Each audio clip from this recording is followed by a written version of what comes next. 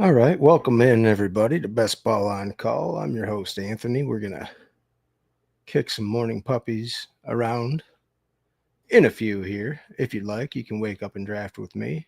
If you're up already, you can draft with me. If you're not up yet, then you probably need to wake up. But basically, what we've got going on here: former Lions running back Jamal Williams worked out today for the Chicago Bears. That might be interesting. That might not be interesting, but it's definitely something to note because Jamal Williams worked with Ben Johnson when he was with the Lions, infamously had a 20 touchdown season. We've been chasing the Bears running backs all off season. Was Jamal Williams after all of this? It'd be kind of funny, wouldn't it? If after all this we circled all the way back to what we already knew was going on before. Pretty crazy, isn't it? If that ends up happening, I don't know. I feel like he probably might just be, training camp body right now, but he's definitely going to push that room. I don't see anybody that's, making him have to pack up and leave immediately. What's Roshan done for anybody? You know what I'm saying? Like, so if he's the goal line back in Chicago and we're expecting that Ben Johnson offense to be pretty good, might be worth a look in the 18th round there.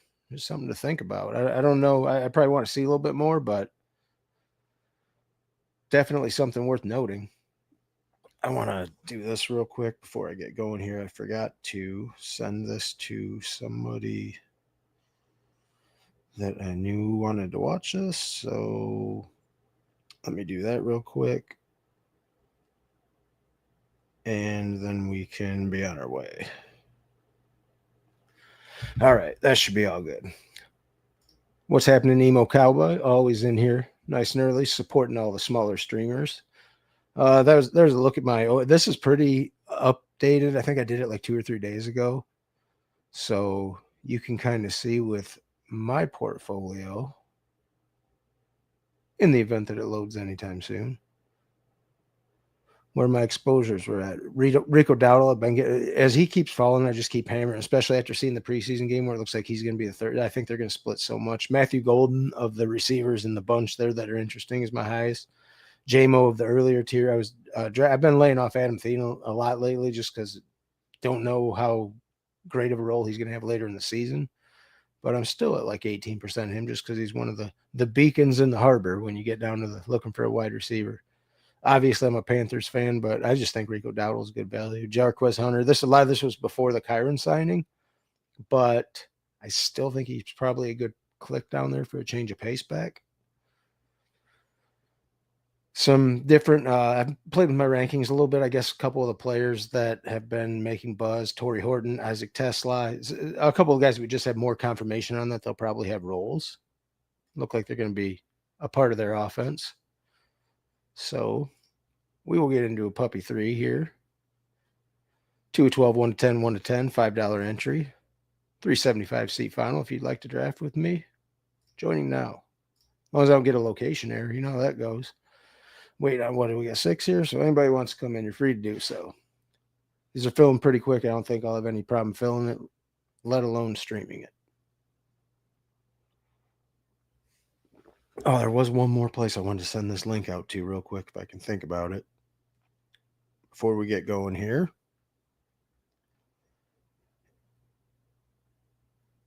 And there we should be good.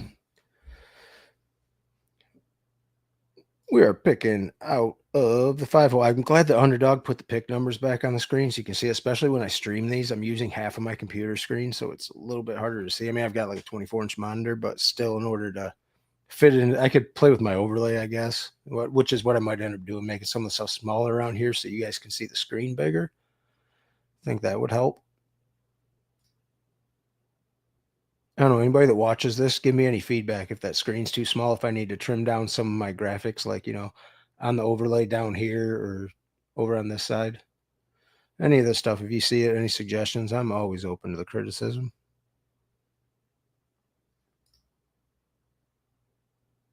I hate the middle of the board this year. I mean, I like getting the fallers, I don't like missing out on the value that you can usually get like at the 1-2 turn and then the 3-4 turn. See what we can make happen here to putt.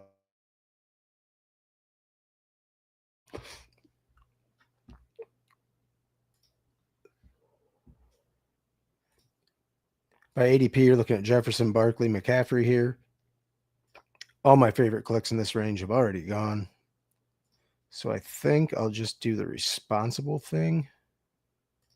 Take Justin Jefferson. Even though I was getting a lot of them earlier. I was getting the 2 pick and I was taking him after Jamar Chase would go. But as he's falling down the board, I've kind of just been following him. I don't hate the click.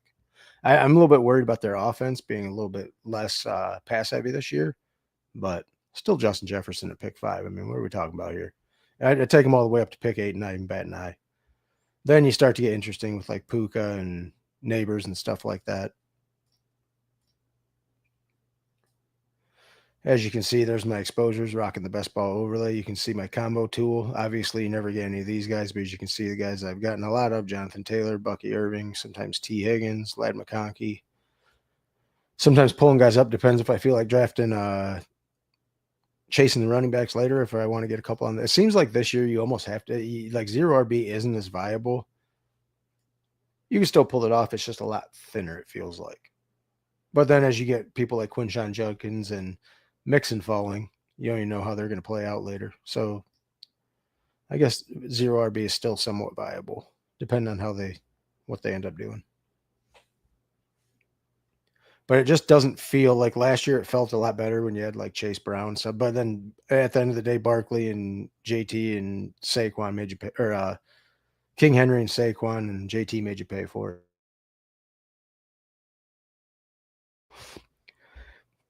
Ashton Genty's been falling a little bit after his preseason game, and I don't feel that's correct. Lad McConkey, I feel like if anything, Lad should fall before he would rise with Rashawn Slater getting hurt.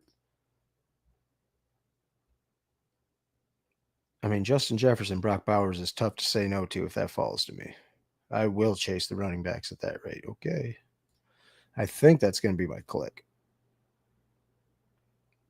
I don't really love the elite tight ends, but given what we've seen from the Raiders offense, I also don't hate Brock Bowers. I hate paying the capital on it, but I feel like their offense, he's just going to be an integral part of it, and they're going to run a lot of passing plays. He's going to get his volume, and I also don't have to worry about tight end again until probably the 17th to 18th round, unless some crazy value falls to me. But seeing them with Trey McBride going there, I don't feel as bad about it.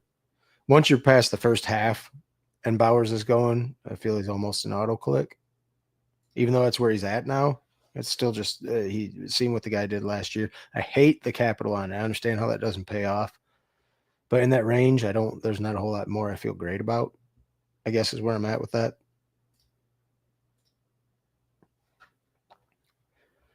I got Chase Brown in a little board 2 at pick 49. That's starting to feel better by the day if he stays healthy.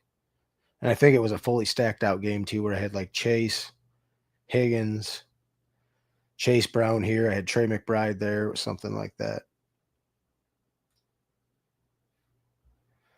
Josh Allen, or who just went? Lamar just went. Do I like Devontae there? Or do I like Josh Allen more? I think I'm going to take Josh Allen because I'm not especially behind at wide receiver yet, considering what Brock Bowers does. If he's having the year that we're saying he's gonna, then he's making up so many points at other ones. And plus, I like the wide receivers that come back in this range in the next round. GM Hartman, he snuck in on me. I didn't see you there. If you posted that a minute ago, I didn't think I went full Candyman on you and ignored your comment for an hour and a half. The third round's become really interesting because I don't like a lot of the wide receivers in here. I don't like Marv at that ADP. I don't like JSN. I don't like Garrett Wilson. So I'm almost like you take an elite quarterback here, but now with the Amari and Hampton fall back towards the tail end of the third, I almost feel like in the middle. Hey, you know how it is, man. Sometimes you're streaming, you're not paying attention. I don't like Garrett Wilson. JSN maybe a little bit, but I almost feel like putting Mike Evans and Amarian and dropping Marv and Garrett Wilson to the back end of this third. It just feels better that way. I hardly ever click them there. I just take someone. I mean, you see what it is. You end up taking the elites here anyhow.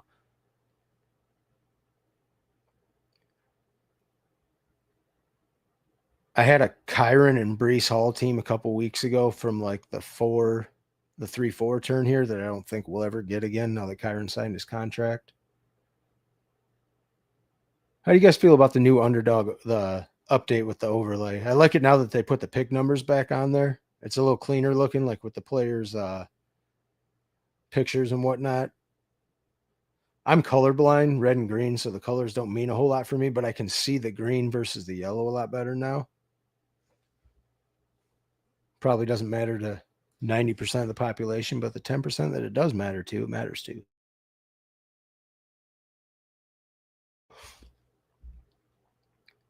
The other thing I like about taking Josh Allen there is you don't have to worry about stacking anything. You can just start worrying about other games. It's crazy how different the whole range. Yeah, it totally moved around, didn't it? Like when you used to be able to get the elite quarterbacks over here in like the 3-4 turn, that doesn't happen anymore. These guys are firmly planted up here. Terry and Jaden both on a fall. I kind of like Terry there, huh?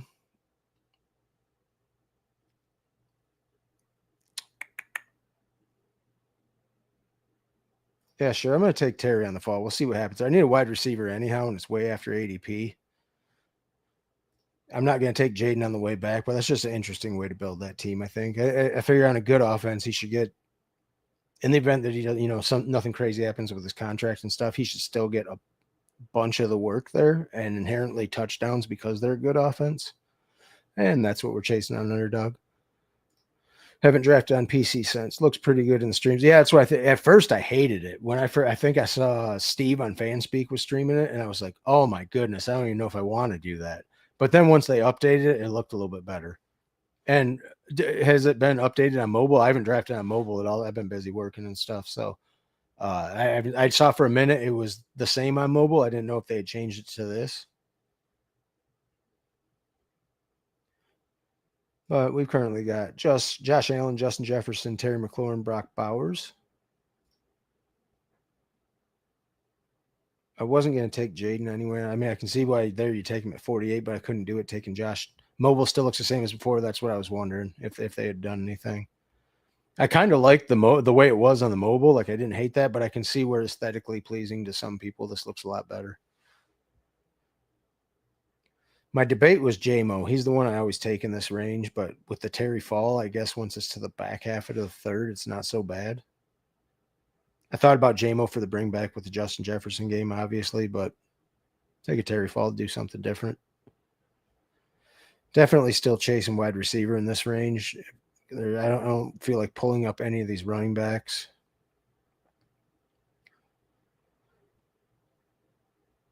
That's a little bit of a fall on Cortland Sutton, huh? I think that's who I'm going to take there because he usually goes right at the turn. Same bye week as McLaurin, but that's not hurting my feelings. I got Josh Allen. I'll make that up, and I've got Justin Jefferson with a different bye week. Yeah, I've got two of them, but I just have to watch that the rest of the time. I think it'll be A-okay.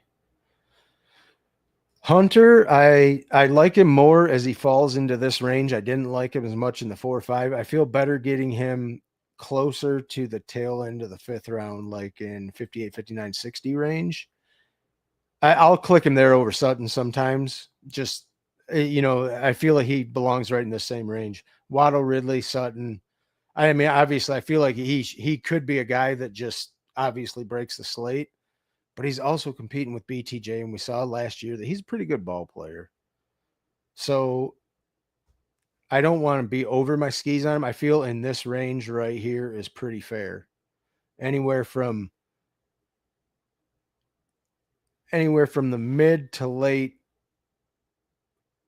5th is a fair price for him. What do you think about him? You feel that's the accurate range, or do you got him up higher than that? I can make a case for either or. I was just kind of thinking with this what might be available later. I guess was where my head was at there. But yeah, definitely. I mean, the Browns traded, or the Jags traded up for him like that to the Browns. So in a first pick next year. So I think they plan on doing some stuff with him. Jerry Judy's a little interesting given the Shadur performance last night. Could be later in the season. I may want to get a running back soon though. Just the way they go off. But then honestly, after these guys go, I kind of don't care for a minute. Yeah, the late fifth, mid to late fifth, I think feels a lot more reasonable to me too.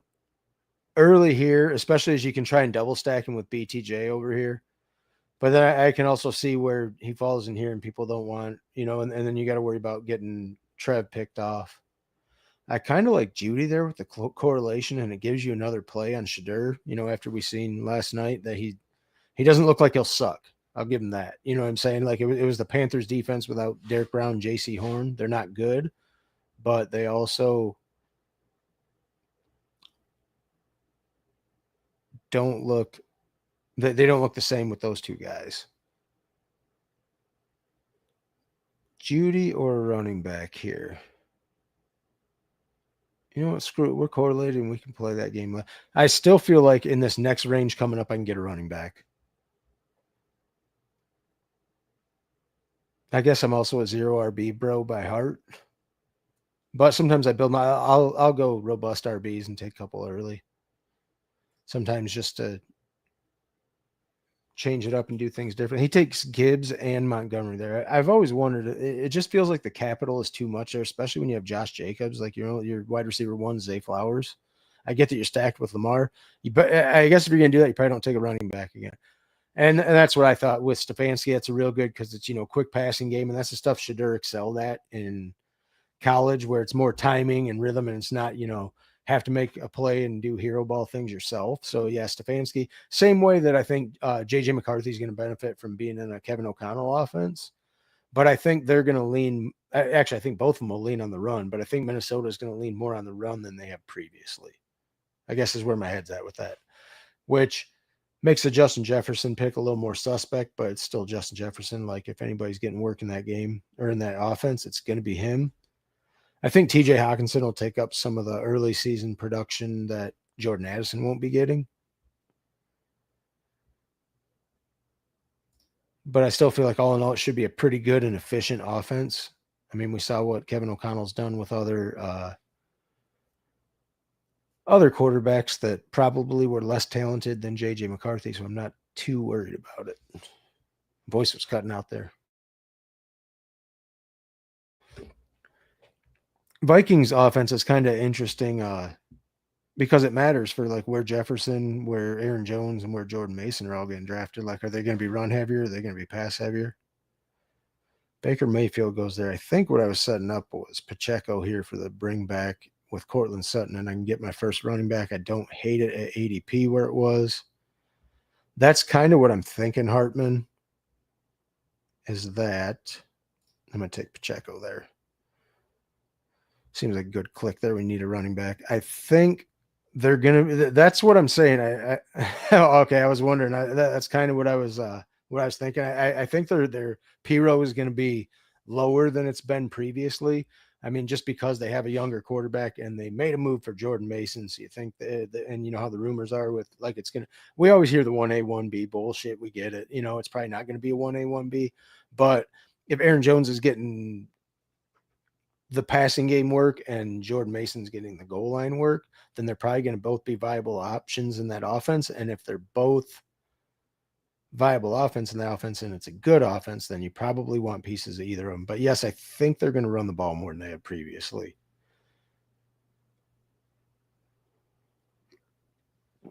But I still, I don't think it's going to be like a run heavy offense. I just think it's going to be more predicated on running the ball to set up the play action than just throwing the ball like they were with Sam Darnold last year. I think that's why they made the move for Jordan Mason. If that makes sense. I don't know. I kind of went on a little bit of a ramble there and circled back to where I started, but I think you see what I was trying to say.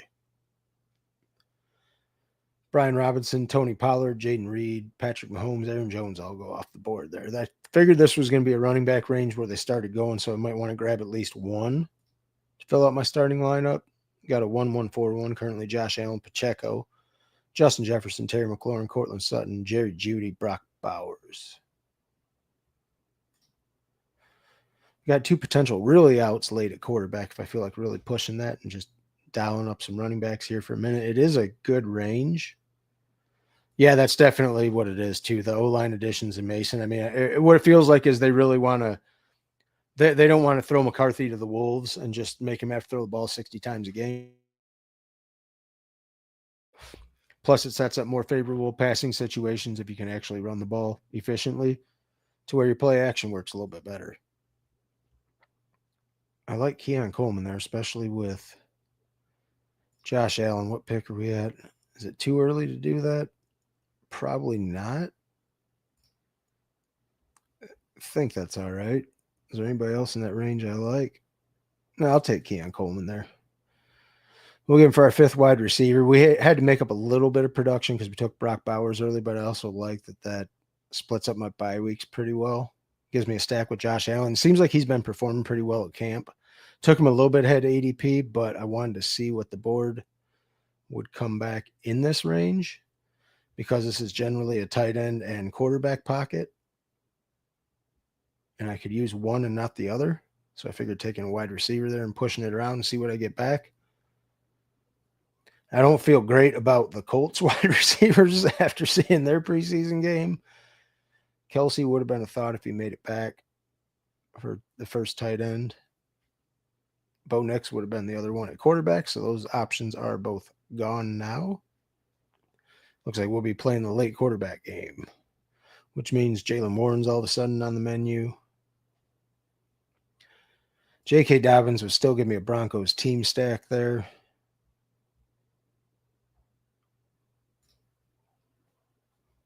Mooney on a fall, I don't hate taking him either. Mark Andrews seems like a really good click in this range given the Isaiah Likely injury. Rashid Shaheed would have been another thought there. I mean, I think Jalen Warren's an auto click here if he makes it. If not, then I'll probably just take Dobbins to get my other running back in that range and at game stacks. Sure, Dobbins goes, I'll take Jalen Warren. In that range, it feels like a good click. He's like the last running back where you really, I'm reaching up a little bit on ADP, but after that, it's Tyrone Tracy, and then you don't really feel great about anything. It also gives me out to Aaron Rodgers if I feel like somehow playing that game, and I also have Jerry Jeudy for the bring back there. Depending on what way I want to play that game. I could also take an 18th round Shadur here for fun because he actually looked pretty decent last night. The biggest thing was that he didn't suck, I think. If he would have looked awful, then it would have been like, okay, that's why he was a fifth rounder. But now it makes the Browns quarterback situation a lot more interesting.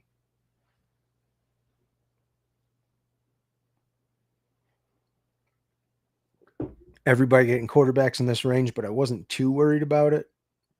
Having Josh Allen, I could just take Geno later, stack with Brock Bowers. There's nothing really in that range I needed unless I was going to take J.J. McCarthy, which I wouldn't have done that soon. It'd be in a range where I'd have to think about it kind of soon. What's his ADP? 123. I mean, we're getting here. I could probably try and put it. Where's the Jordan Mason draft or the Jordan Addison drafter? He's here on the corner, so he might double tap McCarthy if it comes back. So do I need to reach there to grab him is the question.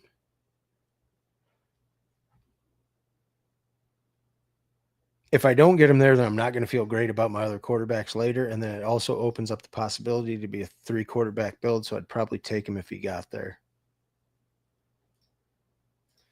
I think with Justin Jefferson, in the event that you get it there, you probably need the quarterback in case he goes off that week. Looking at my other wide receivers, I don't feel great about that happening.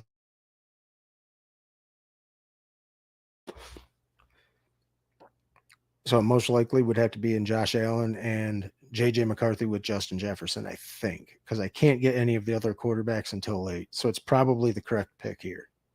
I don't love it,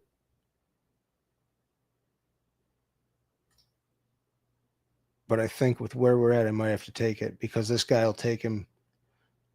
He does have other outs.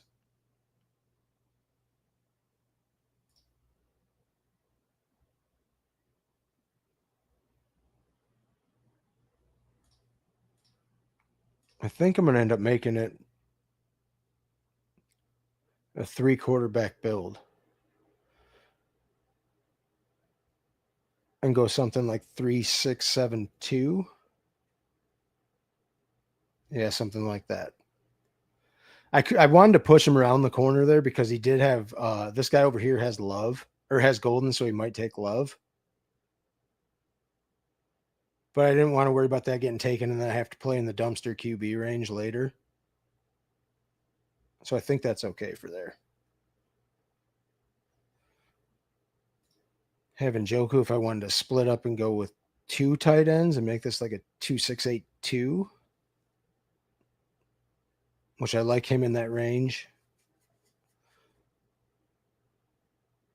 Cedric Tillman could also put me heavy into the Browns offense.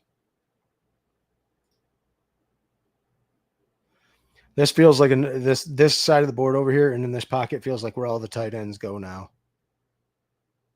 Because you get Andrews, you get Loveland, you get Kraft, and then you probably get Njoku somewhere over here. If he comes back, I'll probably take him as my second tight end. Loveland feels like such a good click in that range. I debated taking him there. Yeah, by far in this range. That's what I feel like too. Jordan, this guy passed on Joe. Oh, he took Dak. He took Dak naked. Interesting. This is why in these rooms I don't trust what these people do sometimes. And Njoku goes to pick before me. So by ADP, Dalton Kincaid would also stack for my second tight end. Do I do that and be done at tight end? I think I like that better. And I'll just be done at tight end. At least I stacked Josh Allen with 2 of what we think are going to be. I mean, what you hope is his deep ball target and his tight ends. So you fall into touchdowns that way. Splits their bye weeks. I think I'm done at tight end is what it is. And I'll end up making this either a 3-6-7-2 or a 2-6-8-2. Depends on where Geno falls if he's in a range where I feel like clicking him. Warren down to that whole tight end range just feels like even Kincaid feels better than he has. But yeah, like that whole pocket there. TJ Hawkinson, Evan Ingram, Tyler Warren, Mark Andrews, Colson Loveland, Tucker Kraft, and Njoku. I'm probably just making the case for Kincaid there that I picked him. I don't feel the same as I do about the rest of them, but this whole range right here. That's why I hate going elite tight end early unless there's a fall on something like that, because I feel like you can get such good value in this range. I mean, obviously, what it feels like before the season and what happens in the season could be arbitrarily way different. But the way the draft board falls, I totally agree that tight end range is my favorite. I don't even like clicking Brock Bowers, but I just feel like late half of the second, you almost have to.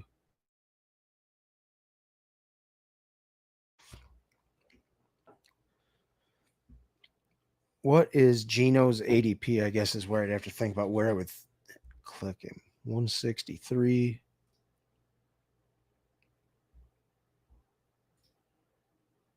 So if I was going to do it,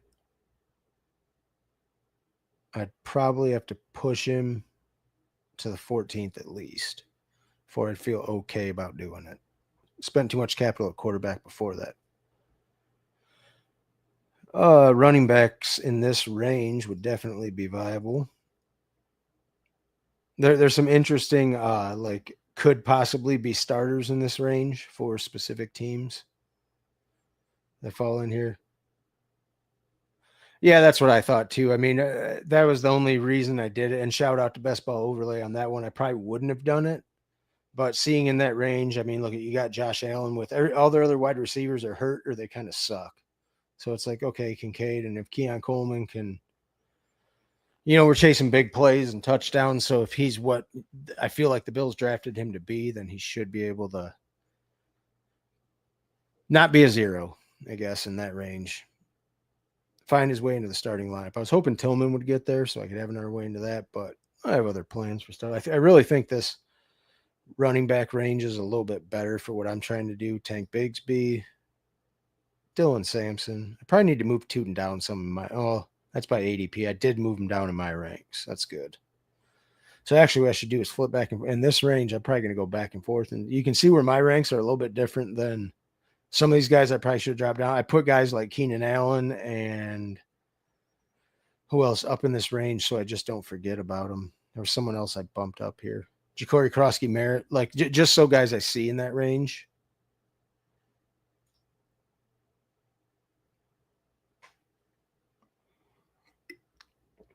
Dylan Sampson for the Browns offense. I don't know if I feel better. Sometimes I don't hate double tapping Jerome Ford if he comes back too. Because with what's going on with Quinshon, you don't know. If you don't take him, then I feel like that's a way you can get into the Cleveland backroom and take two pieces of them cheap, into the Cleveland backfield, and you get two pieces of them cheap, where one of them probably hits. Especially if Quinshon doesn't do anything at all this year, or doesn't do anything for, the first 10 games or something crazy, because we really don't know what's going on. It feels more favorable for him with the reports that have come out lately that he'll only miss like 6 games or something, but it still doesn't feel good. Like, he's not practicing. He's not doing anything. Like, I'm not saying the guy's not a freak athlete, but it's going to take you a minute probably to get up to game speed. There goes Keenan Allen. Pick 144. So my range is probably right for where I have him, for where I've seen him go.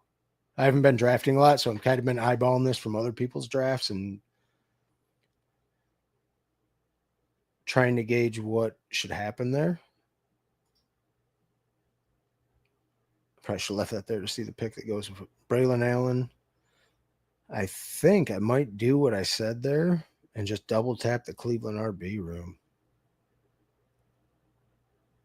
He's a little bit further down, though. Do I like any other RBs in that range? Not particularly. I'm not even feeling bad about that. His ADP is 165, but look what else is in that range. Like, before it gets back to me, my next pick would be 161, right? Or 164. So if I don't take him there, look at the running backs like Bashal Tutin. Do I feel like with what I'm building here, Najee, do you feel good about either of those guys? Now, this is why I think ADPs sometimes in these ranges, just jump down and do what makes sense for the team you're building, because it's so fluid right now. I don't like necessarily cuffing RBs, but I'm getting what could be either one of the Browns starting running backs. And Jerome Ford, didn't he sit out yesterday? So it's like either of these guys in the 12th or 13th round is probably going to find their way into production. And if I really felt like getting gross, I could pile on Shadur at the end of this team. I'll probably even take another running back or wide receiver in this range.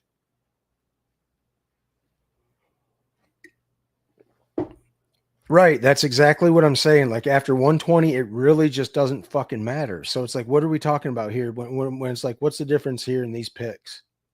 I generally quit giving much I just don't care at all about ADP after round 12 explicitly. Like, down here, you're all just filling in your games and stuff anyhow. Like, Tyler Algier, yeah, he could be a better contingent value at running back, but I kind of just, if Quinshon doesn't play, then I've got one of them already. Yeah, it's the Browns versus the Falcons offense. But if Bijan just stays healthy, Algier doesn't get much of the work there, I don't think, especially with the Falcons being like a contending team. They're going to be having, like, he's going to spell Bijan, I feel like, but that's probably what he's doing. What a yucky range of ADP there, isn't it? Do not like this range at all right here.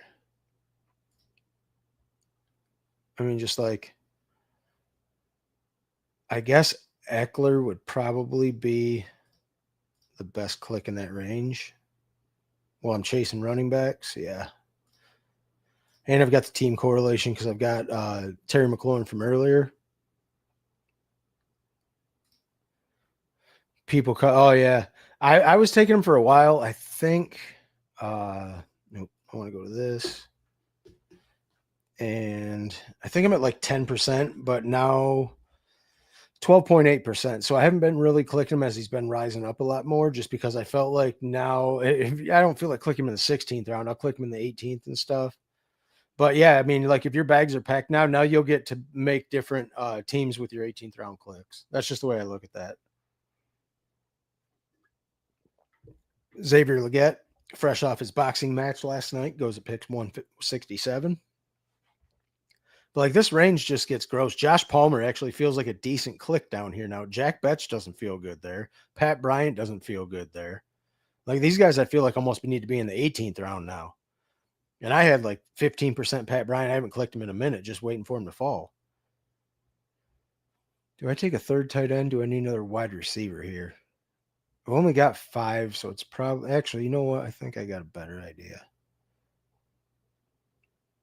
In this range, Dante, so you're starting to see these guys climb up. I still think that Alec Pierce, no matter who the Colts quarterback is,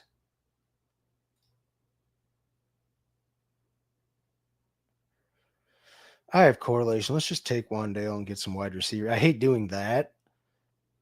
Oh, I did take Pierce. I didn't get to it in time. I was wondering, I was thinking between the two of them, it was going to be Alec Pierce or Wandale. But I just feel like Wandale has no ceiling, especially not the Giants offense. Like I was going to do it for the bring back with Brock Bowers there because I wanted a wide receiver, but God, do I not feel good about Wandale. I just assume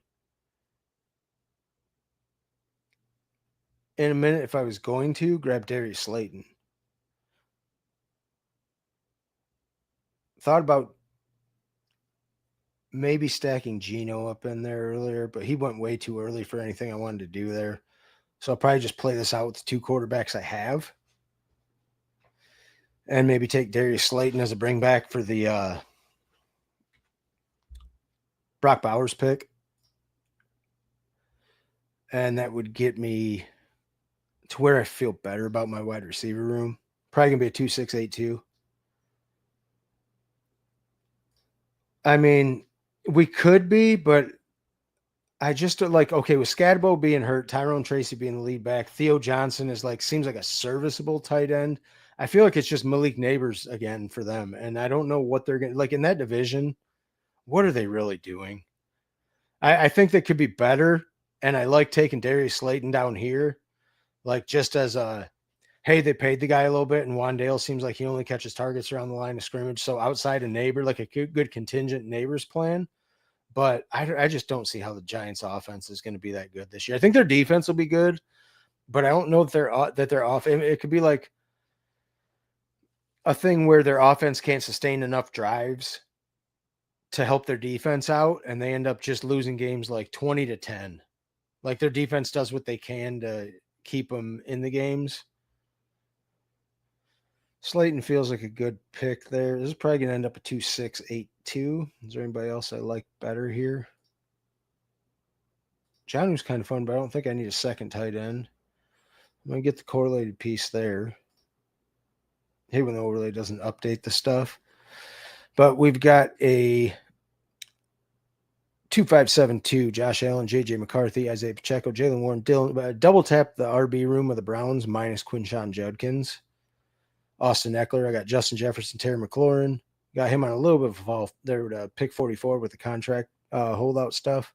Cortland Sutton, Jerry Jeudy, Keon Coleman, Alec Pierce, Darius Slayton for the Brock Bowers bring back. Brock Bowers, Dalton Kincaid at tight end. I think this will probably end up a 2-6-8-2. That would make the most sense to me.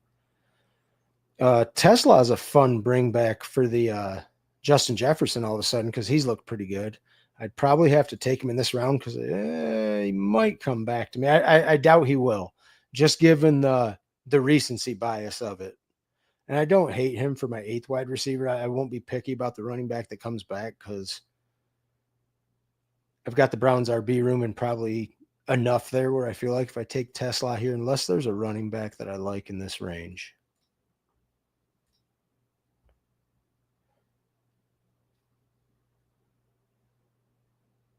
I don't think there is. I'm just going to take him there. These later. Hey, what's happening, Steve? Good to see you. Thanks for stopping in, my man. Everybody check out FanSpeak Network. Steve is grinding out. Was it Steve-O Speak streams? They're like 3-hour streams, and the FanSpeak Network's always got awesome stuff. They've got their best ball subscription stuff going on. Steve, one of the sharper guys in the industry. Thanks for stopping in and joining the stream today, Steve. I went over that one already. doing some puppy threes, Steve. If you want to jump, or yeah, puppy threes, if you want to jump in the next one here, absolutely free to do so. Hartman as well. This one will be done here. I think I have a fun click here that I kind of want to do. Yeah, for sure, Steve. You're always grinding stuff. I always tune in and see your stuff when I can. A lot of times I'm at work, but I still always jump in. And friendly reminder to anyone that's watching, if you can, do me a favor, smash the like button, and if you'd like to, turn on the notification bell up there. You can jump in these drafts with me and you'll know when I'm going live. We've got, try and get that out of the way so we can see the clicks at the last end of the board. A.D. Mitchell, still a viable click. Shadur goes in the 17th round. See, this is what I'm talking about, the recency bias stuff. You get a game last night and guys will start jumping up a little bit. What I wonder is, just for fun, because I feel like as a team where I could pull it off, I guess I should do this. You'll find it better that way. But in the event that he signs with the Bears, would he be a fun running back to bring on for the 6th one here? Do I have enough where I could get by? Maybe. Maybe not, but I'm probably going to do it. Just because you're not going to get him anywhere before the 18th round. And I feel like I pushed the running back capital out here. I don't have a lot, but I've got Pacheco, the Cleveland RB room, Eckler for spike weeks. Just given the recent report, that's where I'm at with it. Like, it was against the Panthers. It was the Panthers defense for one, which is arguably one of the worst 5 defenses in the league. I'm going to take Jamal Williams just with the reports before he starts rising in the event that he does sign. Running back room's a little bit thin, but why not, right? 2682, Josh Allen, JJ McCarthy, Isaiah Pacheco, Jalen Warren, Dylan Sampson, Jerome Ford. Double tap that with it got 3 ways into that game if there's some touchdowns in that game. I also have Jerry Jeudy, so I kind of correlated that game a little bit here. Darius Slayton for the bring back. Isaac Tesla for the Justin Jefferson bring back. Dalton Kincaid I stacked. And Keon Coleman with Josh Allen. Don't love the team, don't hate it, but I'm trying to do some funner stuff here. You know, like, I think double tapping the Cleveland RB room with the Judkins stuff. Yeah, I mean, that's kind of what I said. Like, okay, it's the Panthers defense. As a Panthers fan, I know how absolutely atrocious that defense is. He looked serviceable as an NFL quarterback, but they were also playing without Derek Brown and JC Horn. Like, if those guys are in the game, that defense doesn't look good, but it looks totally different. So they're probably one of the worst 5 defenses in the league. The Browns are probably one of the worst 5 offenses in the league. But Shadur looks like an NFL quarterback, not a good NFL quarterback, but someone that can probably start for the Cleveland Browns. Am I taking him over Joe Flacco? Probably not. Maybe towards the end of the season, like if I have a quarterback that I want to attack, but if I need somebody that I think is going to get me points, it's probably still Flacco at this point. I think Shadur looks good, and that offense will be probably better later in the season, but you have to see what they're going to do. If their defense is good and Flacco's winning them games, I don't see how Shadur goes in. I feel like the better play for Shadur is if they're awful and he's starting later in the season. Because if he's in and they're playing, then they're probably, if Shadur's in and they're playing, then they're probably winning games like by keeping the game close and him being more of a game manager. I don't think he's got to light him up. Where later in the season, he could be just more free playing and slinging it up to Harold Fannin and stuff like that. So that's kind of just my thoughts on it. Anyone that wants to do another puppy, I'm going to get into another one here for fun. Absolutely free to join. Sorry about that. I'll go to the NFL tab. I hate the way this thing scrolls now that they changed it, but we'll jump into our puppy 3 here in 5, 4, 3, 2, 1. Jumping in. Waiting on 7. I tried to get like a decent sized room. So if any guys are watching, I figured people probably have puppy 3 so they could do it. So I'm hoping this will go bing, bing, bing, bing, bing, fill real quick. Obviously, I'm not Mason Dodd. I'm not Steve Shoup over here where people are waiting to get in my rooms, but I think they'll fill up pretty quick. I do some little bit different things. I'll ignore ADP a little bit more than some people will, especially later in the draft. Absolutely free to join for the low price of $5. I mean, that's what we got going on here. I mean, really, is $5 really $5 anymore, or is it damn near free? Like, you spend $5 without even thinking about it. It's like the new the new quarter. Who we got in here? Anybody fun? None of you guys get in here? Oh, Steve's in here. Other than that, I don't think Hartman, you didn't get in here, did you? I don't see anybody else in here. Steve's never one to miss up. Yeah, puppies are a good time to get you guys. Steve never one to miss out on some EV like when I'm drafting, right? Steve knows what's up. I definitely don't. Hartman stole your spot. Where's Hartman at? Oh, he's at the one. Shit, I didn't even see you there, Hartman. My bad. I forget that I'm looking for a different name. I forget. Yours is DMH. So we got Hartman at the one. We got Steve at the 8. I'm at the 9. Yeah, best spot to get it.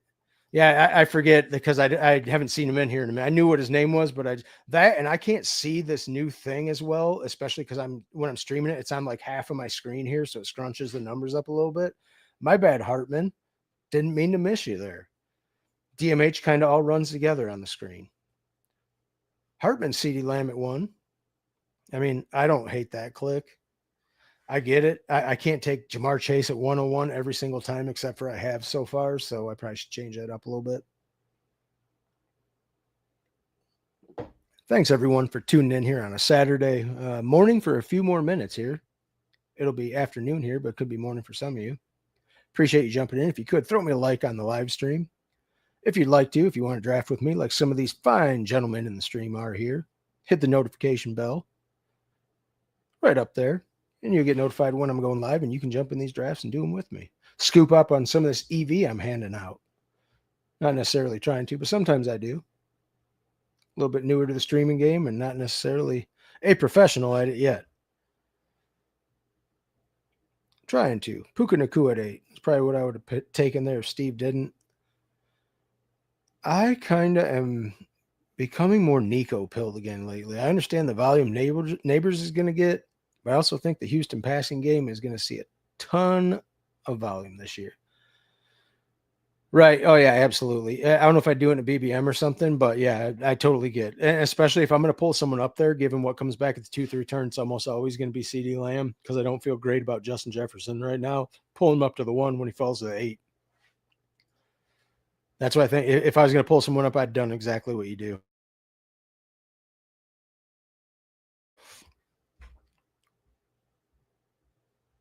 I always like when I can get some of the friends and family in the draft with us here. That was kind of my motivation when I made the channel. I was hoping enough people would actually follow it where I could get sharp drafters in here where we don't get people doing brain dead stuff like taking Joe Burrow at 52 naked or, whatever people want to do. BTJ wraparound with Ashton Genty. I think I've done Chase almost every time. Yeah, that seems like the time to do it. Like, I just don't see how you can't not take the guy there. By ADP, I think I'm going to take a H-hand click here. It would be him or A.J. Brown for sure. I'll take H-hand just to get me into that running back range. I think I've dropped. I definitely can't take Hampton now with the Slater injury any earlier in the third where he's going, but I still feel comfortable with Hampton probably in this range over here, tail end of the third. I think he's still going to get passing game work, but I think even Ladd, like I've dropped him to I can show you my rankings where I have him at. By my ranks, I have Ladd. Oh, he went already, so I can't see it there. Never mind. I was going to show you. But I think I have him at the 2-3 turn. Right. Honestly, this might be the truest thing I found out drafting with this. Sharp rooms can absolutely destroy you, but they can absolutely give you teams you want to. And that's why I figure if you get enough people that are sharp in your room, then the biggest thing is people draft correctly, which that's when you start getting weird stuff is when people just start taking naked quarterback, which I mean, I get it sometimes that people, whatever, it's your pick, but I just don't feel like the game correlation and the upside to win the tournaments there when you're doing stuff like that, where when I'm making these clicks, unless I get absolutely boxed out where I'm just trying to advance a team, I'm making picks where I try and correlate for week 17 to win all the money up top. I mean, that's just, I think that's the way the structure's built.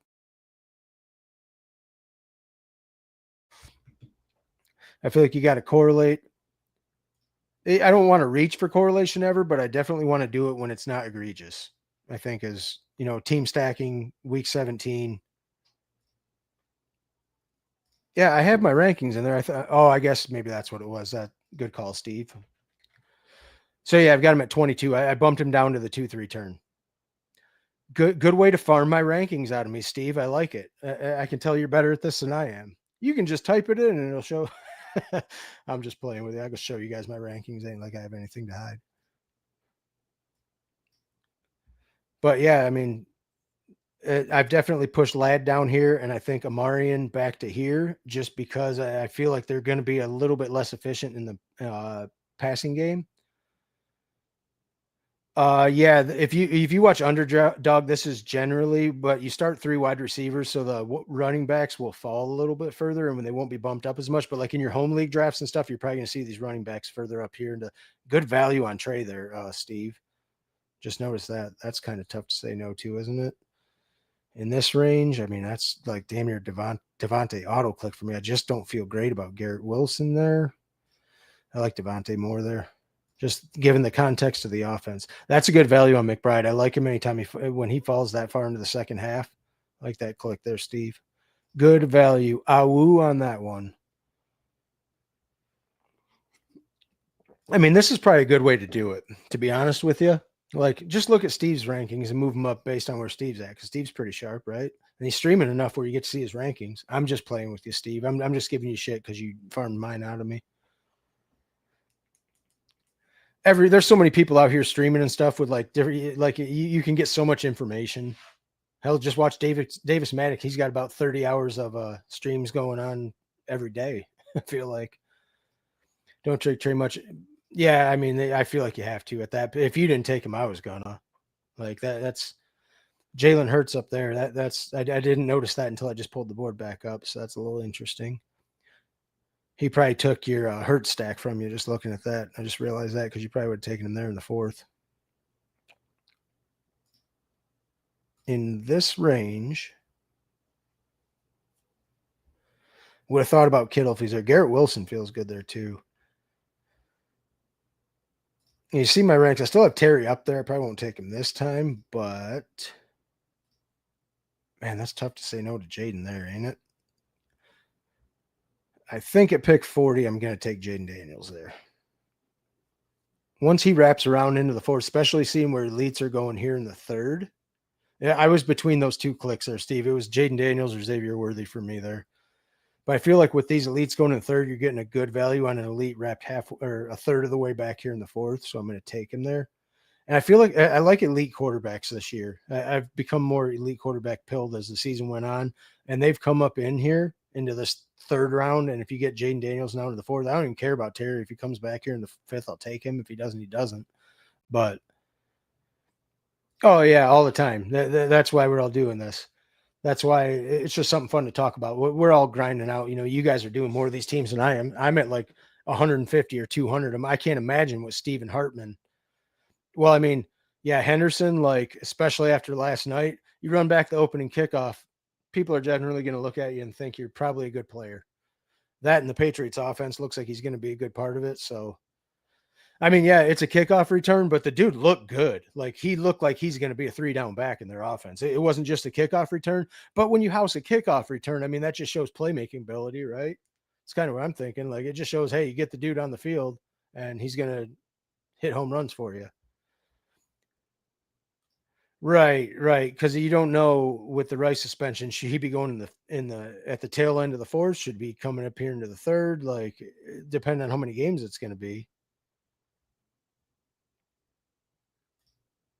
But I've been taking him sporadically throughout the 4th round, just sometimes trying to like, okay, is this the right range or isn't it? Because somewhere in there's right. I've been messing around kind of with Mixon too as he falls. If I get him like picks 100, I think he'll have a good. I don't know that he'll be. I think it's going to take him a minute because it's a Sean Payton offense and just like what, the weird way Sean Payton's done. But I definitely think he's going to be the lead back by midway through the season because when has J.K. Dobbins ever stayed healthy? I feel like J.K. Dobbins is more like your advance rate piece and your R.J. Harvey is your later in the tournament piece. Do I want another running back in this range if one falls? because that's been quite a wide receiver. Ricky Pearsall up in that range. That's a little bit of a jump, isn't it? Zay Flowers is interesting, if he makes it back there. I'm kind of surprised that Pearsall went there and he didn't take Zay. But I, at that point, will take Zay Flowers to get me another wide receiver. I don't think he's got a great ceiling, but I feel good about that click later in that round. I feel like once Zay's in this back half, I could have taken Travis Hunter there too. Was the two I was between. But I also thought maybe with Achane, I wasn't as dependent on a running back. I haven't done many of them yet. I was kind of waiting more to see what was going to shake out before the preseason games before I jumped into that early stuff. But I'll probably do some here. I don't know if I'll stream them. I just feel like you can't get as many people in the rooms, is what it is. You don't get as many of you don't have as much of a player pool to, there's only 6 people. I'll probably stream some though, just for something different. Rusher upside between Harvey and Henderson, but the Broncos would be good and the Patriots haven't quite done it yet. I mean, just the upside case is there for both of them. Just look at where they were both drafted. Like the Patriots took him early. There goes Ibuka. That's pretty early for him, but I guess I see it. Do I need to take Debo here? I mean, given what's in that range, I'm gonna. Even by ADP, it's like if I could take Rome, could take one of the, but Ricky Pearsall's already gone. Like I'm just gonna take Debo there and take the game stack. Caleb Johnson and Kamara, good kind of floor play there. Kamara obviously ceiling too, but I like what Steve did there with double tapping those running backs. But on this, I feel like they both have a good upside case. Ramondre is more of an obstacle, sure. Like he's going to get his between the 20s work. Same with J.K. Dobbins. I feel like the Broncos are probably a better offense, but the Patriots have an easier schedule. So I don't know that I would say one or the other definitely has a higher upside case. I would feel like Ramondre has the better floor case if you need a floor running back, because I feel like he's going to get working outside of Ramondre. Their running back room is they're not going to do much anything. So I would say upside. So ceiling case, I would put him in a very similar range. I would say as far as the floor goes, I feel better about Henderson currently, if that makes sense to you. But yeah, as far as upside, I feel they're in a very similar range. Just based on the texture of the offenses. And like you said, Patriots, we haven't seen it yet, but they do have a favorable schedule.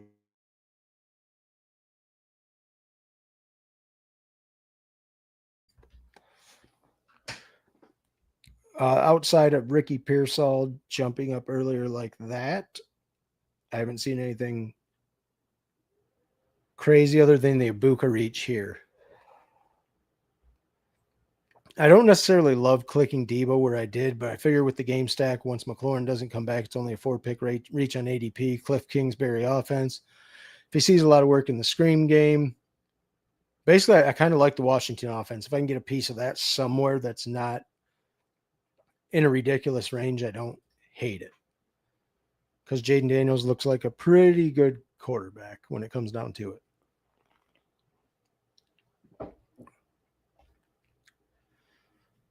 The David Montgomery and the former Lion running back DeAndre Swift combo with Josh Jacobs.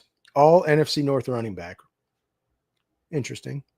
I just always like to look at stuff that's going on the board, how people are building stuff, and point out things that I noticed. Steve goes Godwin there.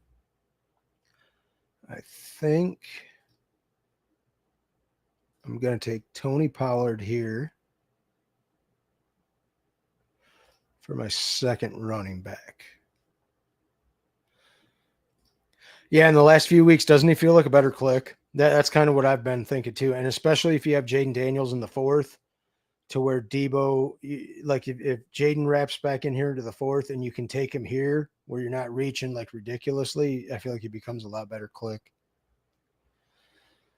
Brian Robinson, kind of the anti-Ja'Cory Krosky Merritt slappy play there. I don't know how much I need another running back as much as I'm not terrible at wide receiver. I've got 4.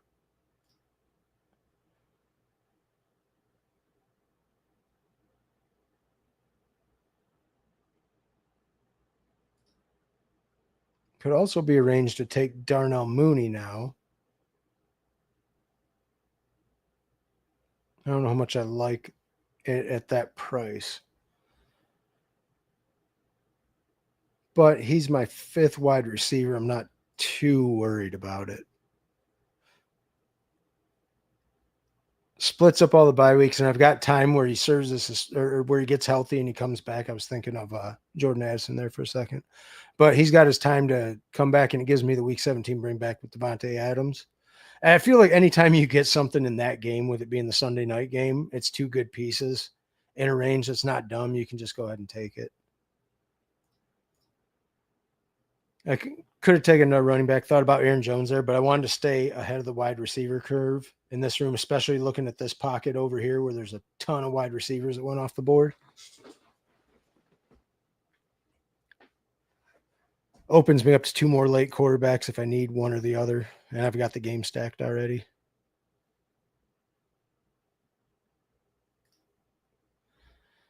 Joe Mixon would also be interesting if he made it back as he goes on the next pick. See, when everybody's kind of thinking the same thing. Like you get to a range where you're like, okay, I can stomach that pick now because I already had two running backs, and if he misses the first month or whatever, okay.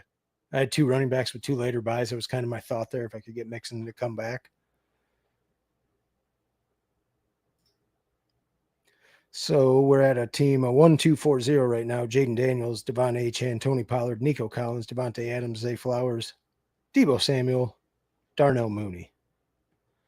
Curious to see where Darnell Mooney's ADP will end up at. Like in these time box contests, it's kind of where it's at will be at. It's not going to move a whole lot, but just as we get closer to the season, if it falls or rises with the information we get.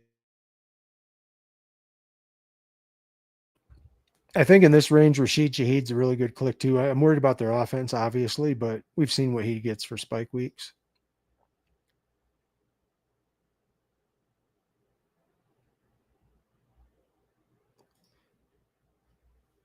What does Steve do? This range feels like puke. I do not. If you don't need a quarterback in this range, I hate it. I mean, I would have to think about Stroud soon. Not yet, but soon. I'm just going to queue him up so I don't forget.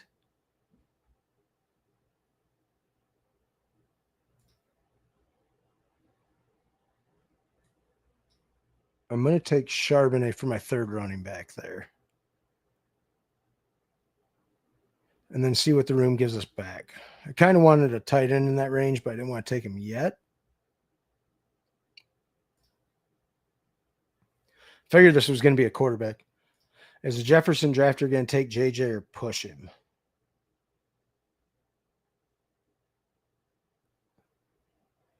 I can make a case for either. He took Terry and I have Jaden.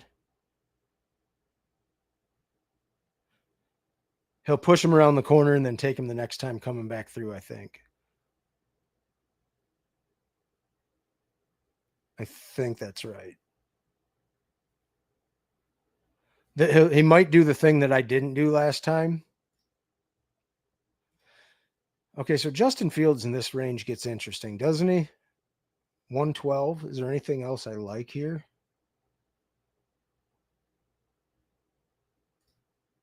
Not really. I mean, he's 8 picks after ADP. I don't mind naked Justin. That quarterback room's fun. I've got him stacked with Deebo. The other thought there that I was going to take, Quinshon Judkins goes there. I didn't even notice that. The other thought in there that I was going to take, Steve with the most on-brand pick of all of them. I left you Scatterbo. I was thinking about taking him there, but I wanted to wait and see if he made it all the way back. That's a very on-brand pick.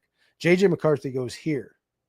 So the Justin, these are what you see why I took him here in the last draft, because this is what happens in these rooms. It's just weird stuff. That's why when I get a fall like on Justin Fields like that, that's just a fun quarterback team. I don't even need to take a third. If I want to, yeah, I could get Stafford or Penix, but I just thought that was a fun clip. As Fields falls a little bit more, even just naked, it's hard to not take him once he gets in the 10th round. Even with Jaden Daniels. Yeah, that's what I was like. This is what I was saying. Like, I figured he might push him to you, but This is what I'm talking about. Colson Loveland was the other click I was debating on when I took Justin Fields to get a tight end there, but I thought I might just punt tight end and take it all later. Hartman goes Caleb Williams, Luther Burden. Makes sense there. I knew you had Addison. I was trying to like not reveal your hand for you, but and I didn't realize you had Hawkins too, but I knew you'd taken Addison there, and I was hoping he would come back. That's why I took a naked Justin Fields, was because once what was the Garrett Wilson drafter passed on him over here and took Quinshon Judkins, I was like, okay, I guess now if he's naked in that round, I'm going to take him and just push the quarterbacks till later because I don't need one for, a minute here with where I was at. I've still got Trey Harris up there, even with the Keandre Lambert Smith stuff. Question is, I'd probably push Stroud around the corner because I'm not going to take another one soon. But what I could do here, if he gets there, I'll show you what I'm thinking, Steve. And if you're going to take him, you're going to take him. I'm not going to do anything about it.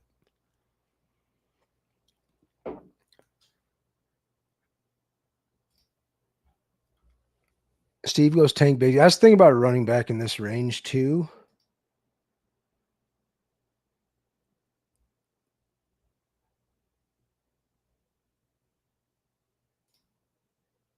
I am going to take Ramondre there. It gives me the bring back with Justin Fields. Because I don't like how my running back room's okay. I'm getting kind of in a spot where I don't love to be at wide receiver. Stroud goes there on the corner. Might have saved me falling. Might have saved me from myself there.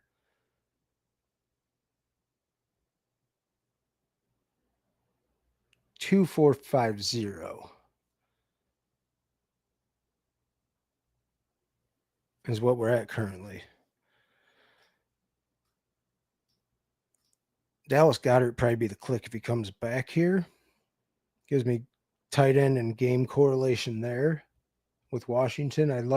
See, this is always where I'm torn in, like in this range, is Dallas Goedert and Jake Ferguson. Like one's the week 17 bring back, one's the week 16 bring back. You know what? Screw it. It's a puppy, right? Okay, for the week 17 bring back. If all the money, I feel like Dallas Goedert's the better click there. Oops, didn't mean to do that. I feel like Dallas Goedert's the better click there. Look at Steve sniping him right from my cue, was pushing him back. That's classic stuff there. I love it. I always click Dallas Goedert there, but with it being the week 17 bring back is what made me click Jake Ferguson there. And you see he goes to, I feel like Dallas Goedert's the better tight end. But if it's probably going to be a 3 tight end build is what I was thinking. So if I'm going to take Goddard there, I'm probably going to make it 2. And if it's Ferguson, I might take 3 and take 2 other ones late. I absolutely love the Keenan Allen pick there, Steve. That might be my favorite thing I've ever seen you do. That is absolutely fantastic. Right. In that range, it's kind of like, I don't love or hate. I think I like Goddard more, but I can make the case for either one.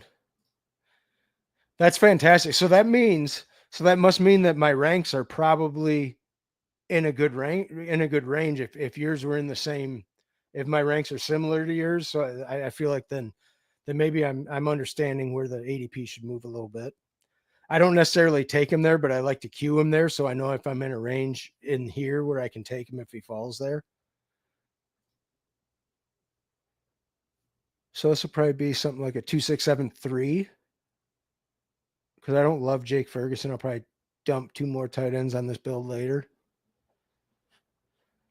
I love that you did that in the same range as me. That's fantastic, Steve. I absolutely love that. Okay, so see, we were both thinking the same thing in the opposite direction. So that's absolutely. You can see I moved JCM up here in my ranks up by Eckler. There's a good look at my ranks in this range right here, just so I don't forget him. Like he falls further than that, but I know if I'm building out a team that way, if I want to take one or the other, and like based on what my team build is there, I guess it's kind of what I think there. So Steve goes Bryce Young. Did he have Tet is what I was thinking? No, because okay, yeah, I see what's going on there. Because I forgot you got sniped earlier on that. Do I like Eckler there better than anybody else? Pop Douglas for week 17. I don't like Pop Douglas there, but I do have Justin Fields. Shout out to Best Ball Overlay on that one. Busts me up and gives me my set. And Pop Douglas has looked good at camp. So I figure I can push this back and then take one of the two Washington running backs if they get back here. I'm not picky on either or. You can see where they're getting to be in a similar range. Braylon Allen would also give me the – I just don't like the Jets offense, so I don't know how much I like that. But, yeah, I mean, at that range, Pop's a fine pick there, especially when it's correlated. I don't think he's got like a super spike week potential to him. But he could find his way into the lineup probably in this offense occasionally or in that wide receiver room. You guys can get your Ja'Cory Krosky Merritt still. I'm just going to take Eckler there. We've seen what he does in the passing game with Jaden Daniels. It busts up my bye weeks a little bit outside of Achane. I need one of these guys or two of these guys in here. It's probably going to be another running back in a range later on.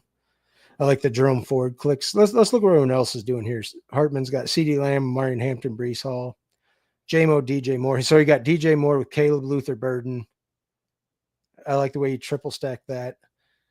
You got Dak with CeeDee Lamb there, Jaden Blue. Steve over here has Puka Nacua, AJ Brown.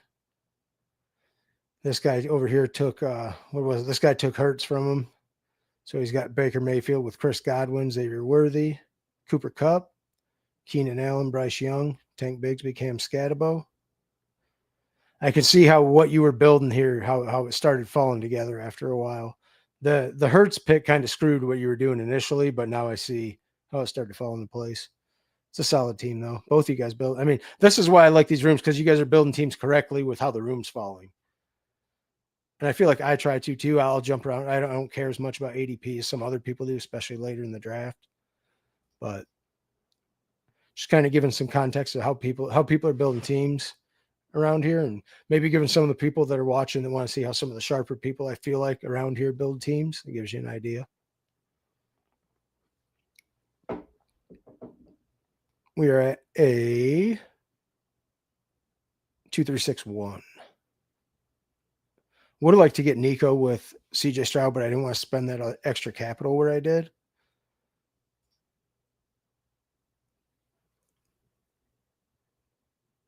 Wandale Robinson. See, I just don't like Wandale in this range. I just feel like the ceiling makes it tough for me to like. Floor plays are tough in that range, I believe. Steve with Sam Darnold, so I'm probably not taking another quarterback. God, this range is yuck, isn't it? Too down here too.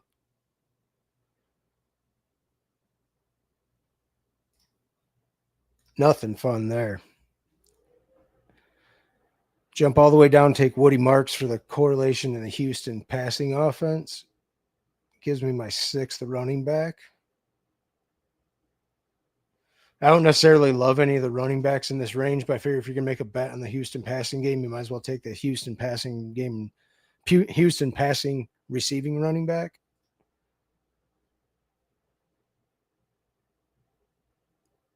Three, 6, 6, 1.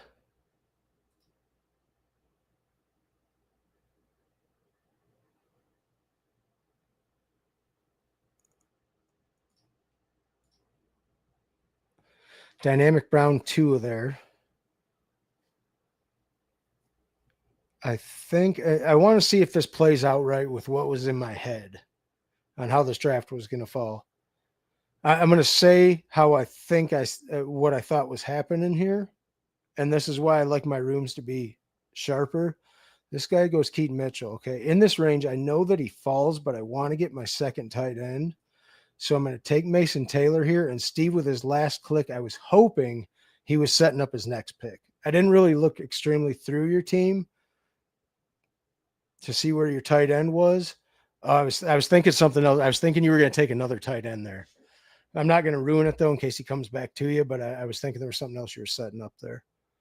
But yeah, Adam Thielen in that range. I guess, okay, yeah, you had Bryce Young, so I didn't think about that aspect of it. Okay, that totally makes sense. Hope I didn't blow your cover if there was something else you were setting up there, because you're going to get to your pick before I will. And it was going to be my third tight end if he makes it back, but it'd probably be your second if he gets there. I forgot you had McBride, so you probably weren't going to spend that tight end capital yet. Makes sense. Thinking out loud, especially when I see other people that I think are really sharp doing things, I want to document these for my own notes, I guess. Rico Dowdle, I feel like, is a really good running back click in this range, just based on he's probably going to be the Panthers' third down receiving back and split some with Chuba. I still think Chuba's like their grinder back, but I think Rico's going to get more of the passing game work, just like the third, based on the way they were deployed in the preseason game. The Monangai click just does not feel good right now, does it? Like it feels like the other guys in the. Oh, I got you, dude. Oh, yep, that's true. I didn't think of that. I did not think about what theirs was. I was trying to leave you what you were saying. I was thinking you were going Elijah Royal there is what I was doing. That's why I took Mason Taylor for the field stack, and I thought you were setting up Darnold to take Elijah Arroyo here was what it was. But I can also think of something else you could potentially be doing. So I will probably let that happen in hopes that no one else takes him from you. Let me see. Has not gone yet. So hopefully no one else is listening to what I'm saying, and I'm sorry if they were. Didn't even know Rodgers was gone, and I panicked. Oh, that on the Arroyo pick. That's probably my fault for not having the board up as much as I should have. I try and get better about that because I'm also trying to think about my picks, but I also I forget like people are watching and want to see this shit, so leave the board up. It's not like you don't know in the general range like where everyone goes by now. But yeah, see, a lot of times, especially because Rodgers went right before you there, I can see why it was a little bit of a panic click there. I don't know if I'm going to tack I probably should, given the Mason Taylor injury, tack on a third tight end here. Would like another wide receiver in this range. Let's take D-Hop. I've also got Zay Flowers, so I mean that's kind of interesting to have, even without the without any of the Green Bay pieces. Actually, I got an idea of something I could do here for a fun bring back.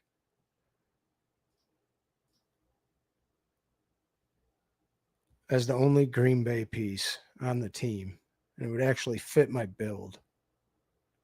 I thought you were going to go Jatavian Sanders here, but then he went before that. Steve was the pick I thought you were setting up.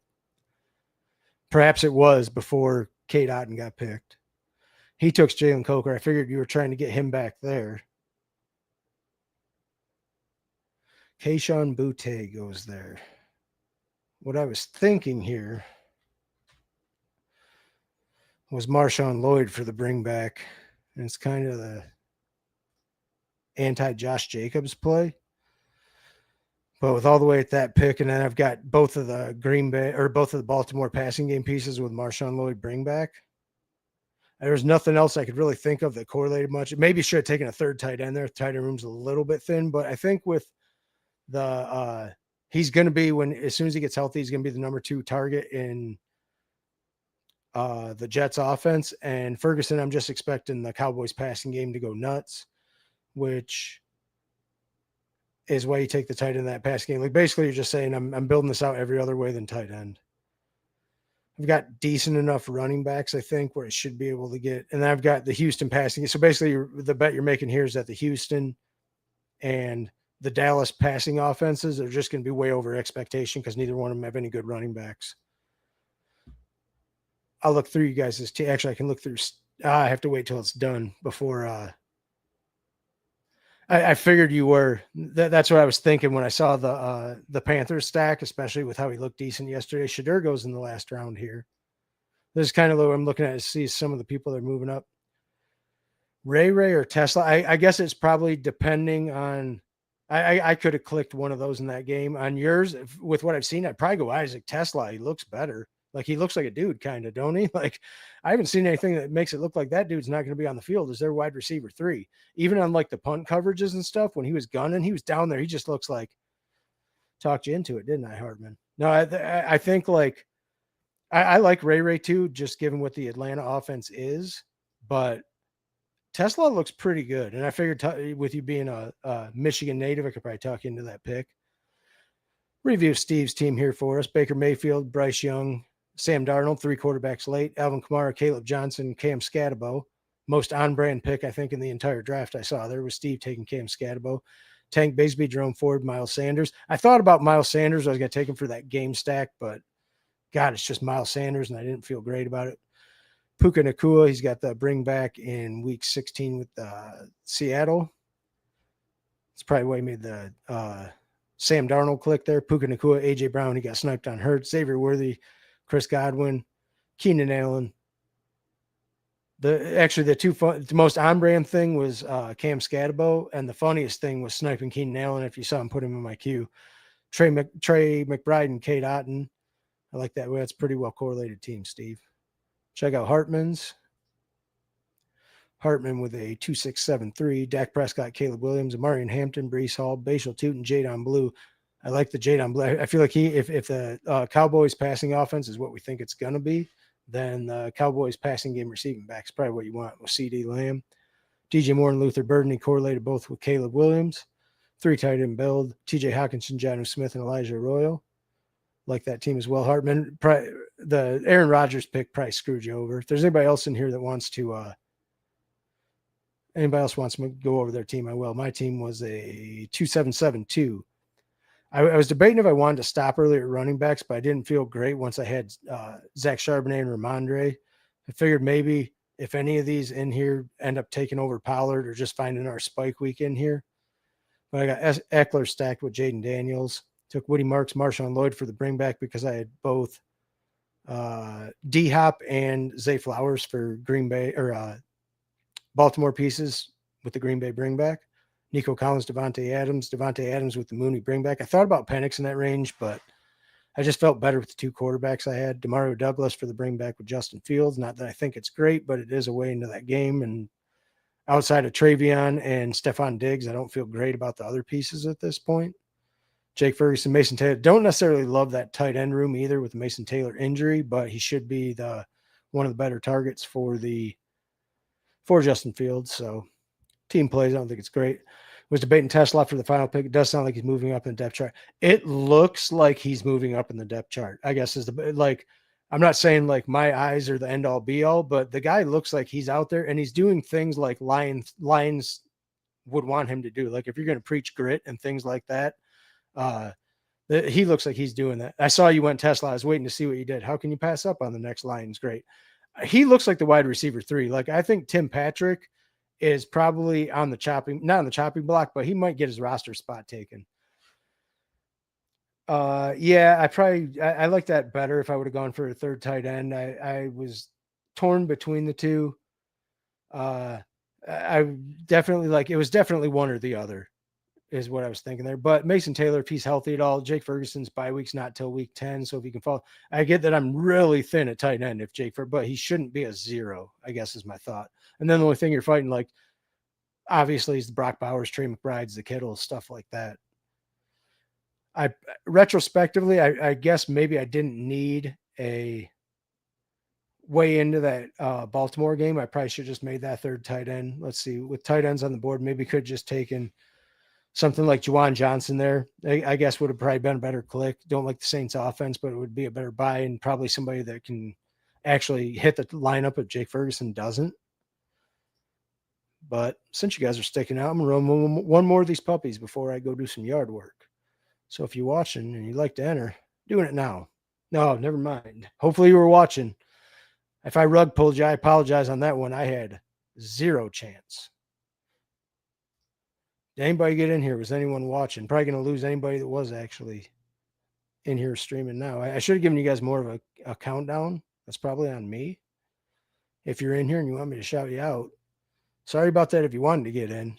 Oh, no, is right. That was the most snap fill. My rooms are never like that. They're always at like 7 and 8 waiting. So I was kind of trying to get you guys in here. And if I couldn't, I apologize. You see how these puppies fill though, man. It definitely wasn't my intent. Yeah. I feel bad now.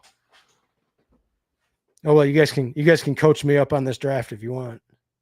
Sorry about that, Steve. I was definitely trying. Yeah, like you saw the first one was 7 and this one was 0. Like it snap filled.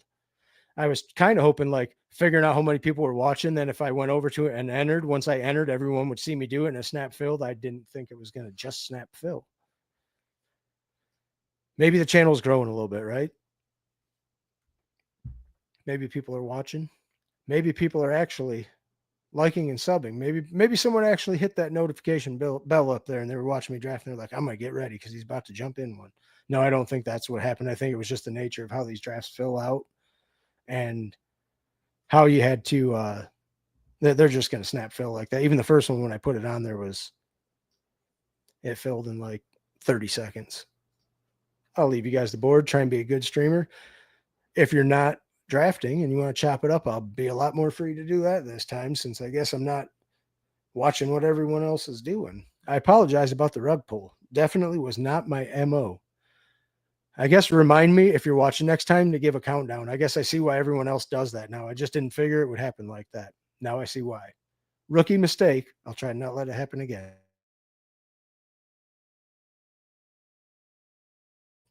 I'll try and leave the board more up for you guys this time so I can practice having that on there because I forget to do that sometimes when I'm like seeing who will be available at the next picks and ADP.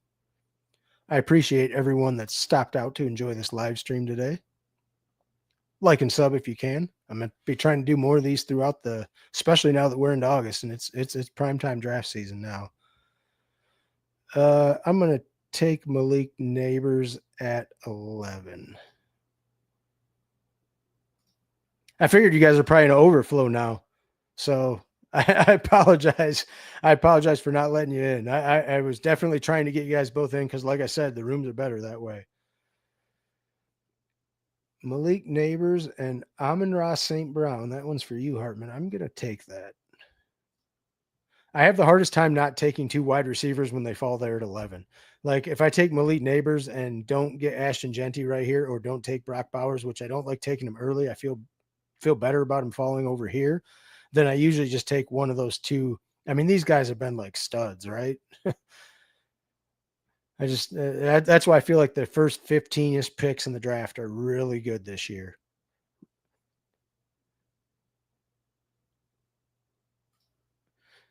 Want more of those for? Yeah, I don't necessarily want to stream those. It's just harder to get people in. Well, I guess what does it matter getting people in the rooms if you rug pull them anyways? So I guess I should just stream more Badge Bros Brawls, huh?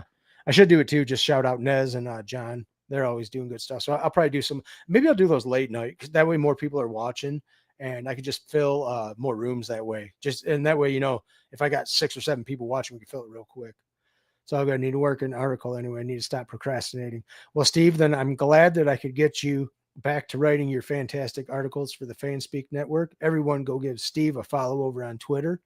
I forget if yours what your handle is on Twitter. If it's actually, let's just see. Give Steve a follow.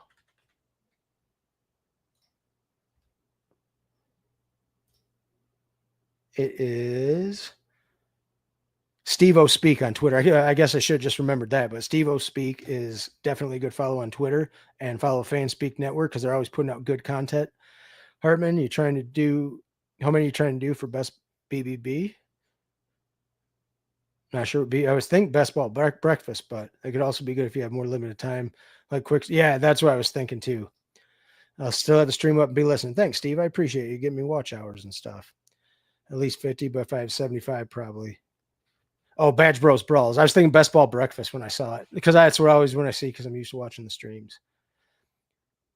Yeah, I would think I want to get some of those in too. So I might just stream some of those later at night. That could be kind of fun, huh?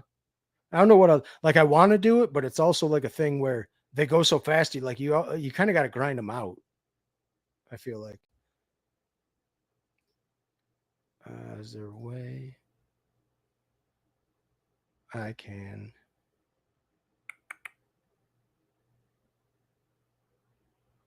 Let's do that.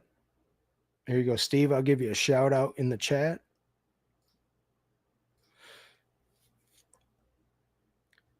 Give Steve a follow on Twitter. Definitely a good follow. One of the sharper guys in the industry. Actually, I will while I'm here. I will, because you guys have been awesome in the chat.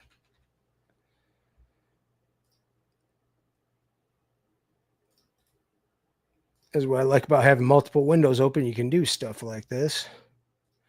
There's Hartman's as well. Give these guys a follow, and they'll definitely keep you up to date on all the fantasy football goodness you need going into your drafts this year. Absolutely. I'll shout you guys out all the time. It's the least I can do. I always try to jump in there, like the live stream, and give you guys a shout out whenever I can. JSN, Garrett Wilson, go here. So, what do we feel like doing over here? Take me a Mike Evans share. Give me my third wide receiver. Yeah, Steve's a shark in these draft rooms. I got you, Hartman, for sure. I got you, man. Yeah, Steve was in my last room. I meant to get him in this one, but instead I decided that we were going to get Steve a FanSpeak article dropping over here. I'm going to take Kittle in the fourth. Malik Neighbors, Amon-Ra, Mike Evans, Kittle. Seems like a good start. Steve, definitely a shark in these draft rooms. I can't agree with that comment more. That's why I pulled it up on the screen probably 3 times. But that's and Hartman, definitely sharp as well in these rooms. There's a bunch of these guys that are streaming out. I just started doing it because these guys kind of motivated me. I meant to do it earlier in the summer, but I've been really busy with work and stuff. I'm actually putting off doing yard work as we speak, but I'll get back into that here in a little bit. Do that.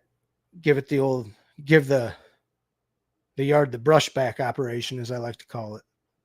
No, I got to actually do some good yard work today. Probably have the games on as I'm listening to it. Well, we got 20 minutes here. So after this draft, I think, don't the games start at like 1 o'clock? I want to get a couple of these in this morning. Yeah, we got Giants and Bills at 1, and then Texans Vikings at 4. Vikings game's kind of interesting. I want to see JJ McCarthy. Does he play? I haven't seen anything. I haven't seen if he was anybody that was watching. I was wondering if he was going to start. I figured they'd want to give him some reps just to give him some live action. I haven't seen anything if he was playing or not.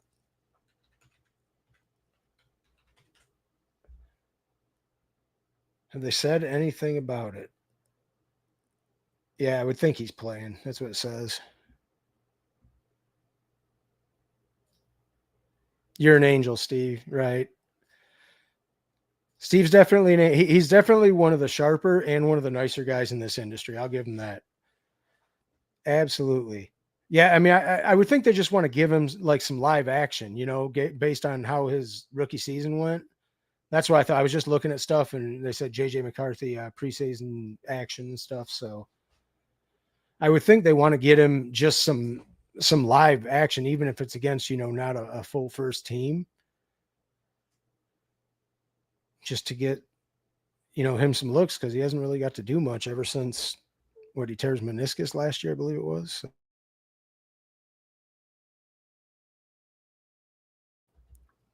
Appreciate everybody tuning into this on Saturday morning. You guys could be anywhere else in the world.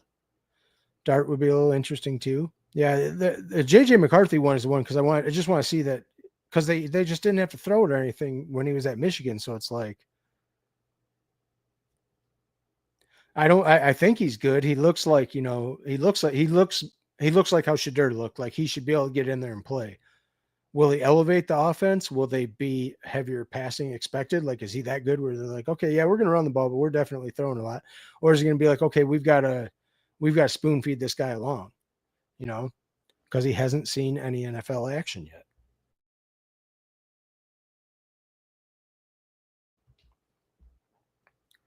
Trayvon Henderson, if you're still watching, he goes in the 5th here. I think he's going to start moving up after last night's game. He just looks the part. I get that it was a kickoff return he ran back against, blah, blah, blah, blah, blah. He still looks good. Kamara goes there. Probably would have been a thought for me. James Conner will give me division correlation with Kittle. Yeah, I think I'm going to take Conner there just to get a running back before they fall off.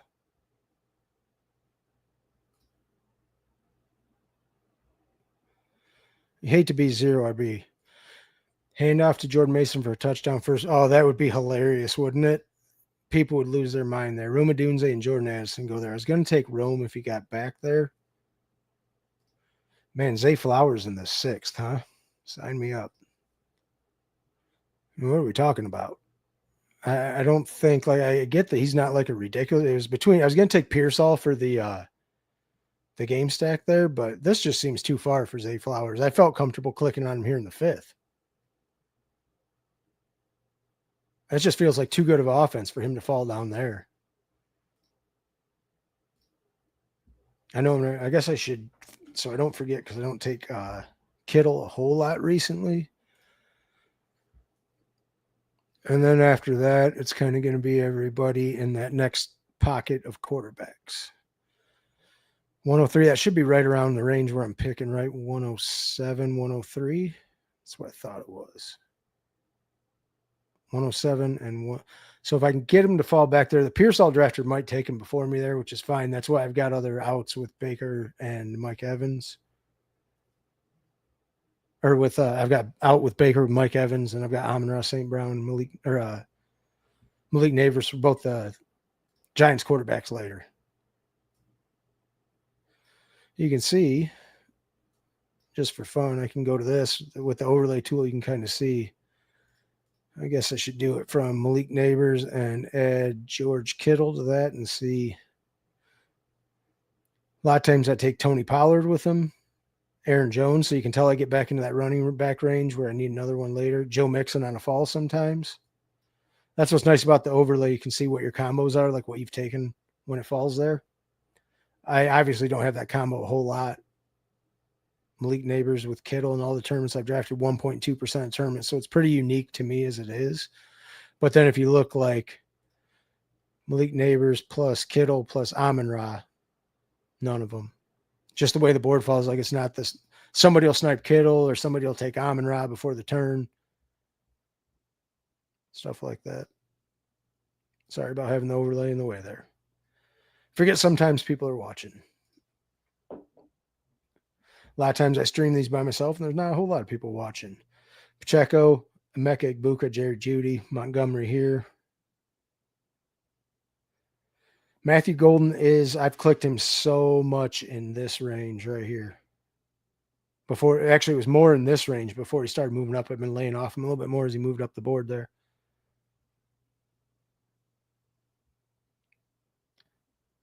Will I regret the Ricky Pearsall pick? Not taking him there and taking Zay Flowers on the fall.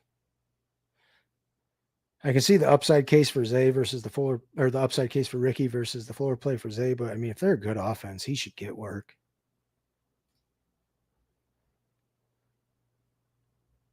I was wondering how far DeAndre Swift would fall with the Jamal Williams news. Laporta game stacks with Jefferson. That makes sense in Lamar. That's actually, I like that team right there. Even with just Travion. Man, that is funny thing about the handoff to Jordan Mason for a touchdown. That would be like the thing that would solve nothing for us, you know? Just the thing like, okay, so is it really a split now? Or are they going to hand the ball off all the time?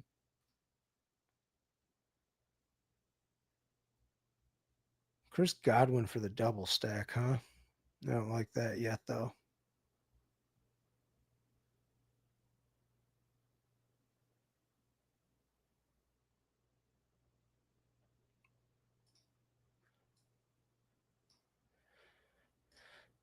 I'm going to take Brian Robinson and get my second running back there. Just because he's the last one you feel good about on a good offense there.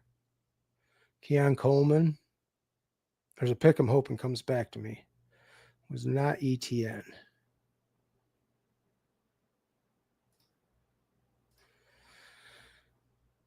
Take Hawkinson. I don't necessarily love going double elite tight ends like that, but I wanted to get into that game with Amon-Ra. It's like the last good piece other than a running back you feel good about. So I'm definitely only taking two tight ends on this build, but I feel like they're interesting two to take. I don't love that capital, but I feel like I can get away with it. I don't do that a lot, but I feel like they're just far enough apart where you can justify that. Two good tight ends. I feel like you get an elite tight end which, I mean, you could put Kittle in that same tier. But then if you don't take Hawkinson here, then you take Kittle and you take a third one late that you don't feel great about, or you can take two here and your capital's not egregious, where if you haven't taken a quarterback yet, you can actually play it out. One of them's probably a zero if they don't hit the flex, which they could occasionally with this wide receiver room. But I wouldn't bank on it. You would think these guys are pretty locked into their volume. They might, if I guess if one of them could, it would probably be over Zay, right? Because he would be the one that you would see that has the floor that could be like 2 points, where one of these two could fit over him. You could tell me if you think that's dumb, Hartman, if you're watching still. I don't usually take two that early. But I figure instead of playing in the dumpster dive later, it also opens me up to another quarterback too. If I feel like taking JJ, I probably wouldn't with just Hawkinson, but it's kind of interesting with a younger quarterback, Addison, going to be on suspension the first couple games. They could develop a rapport that holds with them through the whole season.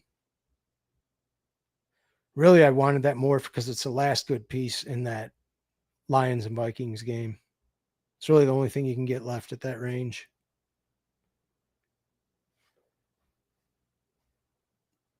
Especially once like Jordan Mason goes here, Aaron Jones went there. So it's like Jordan Mason or TJ Hawkinson there. I guess I could have double dipped and taken Jordan Mason and Hawkinson. I guess just Brian Robinson being on the Commanders offense. You're hoping he falls in the end zone 10 times. Chasing touchdowns. Does Brock Purdy go before my pick? I would think if anything, he's going to go to Pearsall drafter right here who does not have a quarterback yet. Would totally make sense if it did.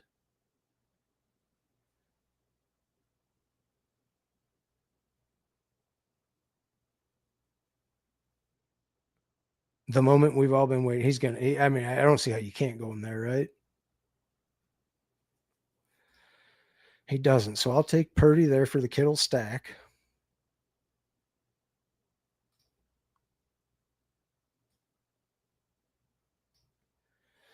Let the overlay catch back up here.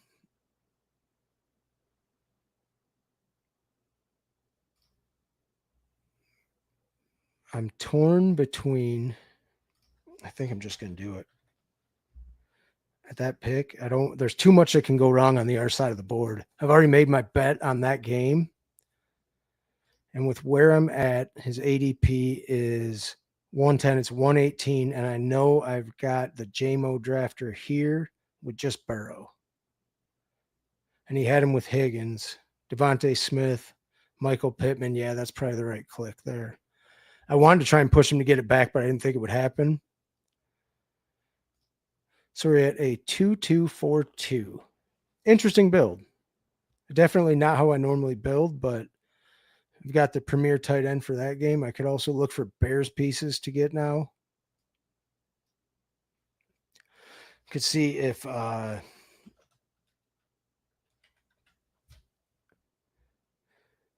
Colston Loveland comes back. I don't really care about their other pieces that much with Luther Burden gone. I guess he'd be the only one I care about in that game. I don't want to already have two tight ends. Can't do that. Never mind. So I guess I'm just banking on Hawkinson or Purdy and Kittle there.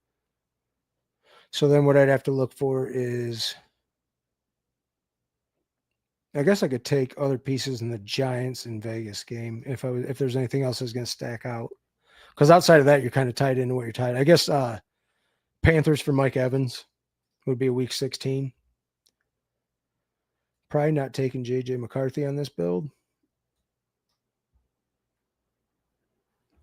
Just because of where I spent the capital at quarterback. It'd be interesting, though, if he made it back. I don't think he'll get by.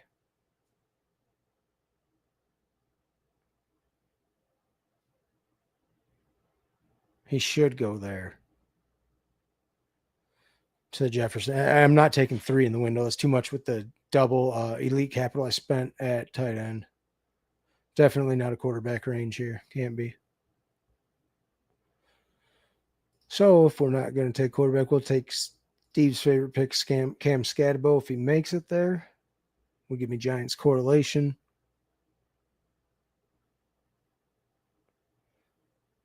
After that, what a yuck range, huh?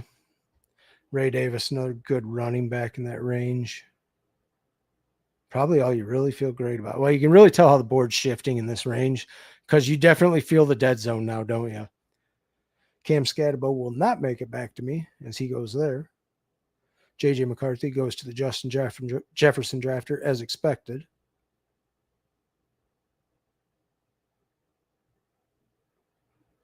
We'll see if there's anything crazy that's happened yet in this room. I don't believe so.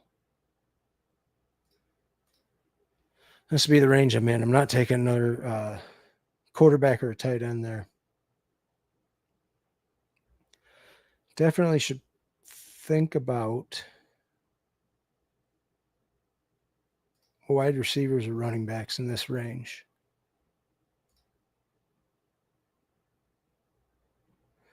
Don't like any of that there, do we? Is that just an ugly range right there for anything you could need? Like, what do you feel good about in this range? I'm not saying I like it, but he might end up the Cowboys starting running back. Like, just an ugly range there.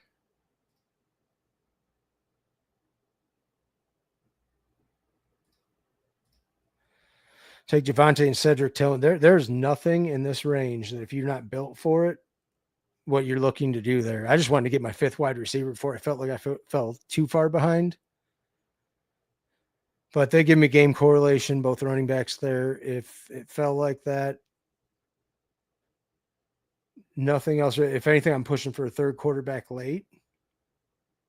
I just didn't want to fall behind at wide receiver. That also opens me up to Shedeur if I feel like tacking on a third. Just given the recent news.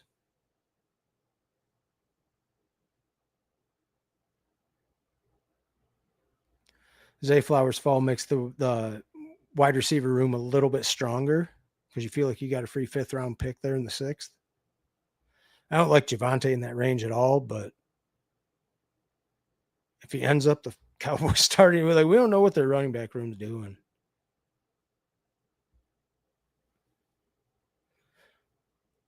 Like Bashal Tootin, Javonte, Trey Benson, they're all just kind of contingent plays. And I already have James Conner, so I didn't want to take Benson there.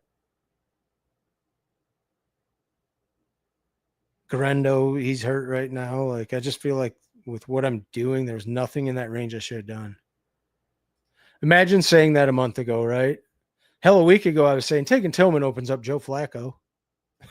You know, like in the event that you want to put a third quarterback on here, and neither of these quarterbacks have like, but even Shedeur doesn't have like a rushing upside. So I don't even know if I'd tack him on at the end of this. I'd probably just make this a 2.682 or something, or yeah, probably 2.682.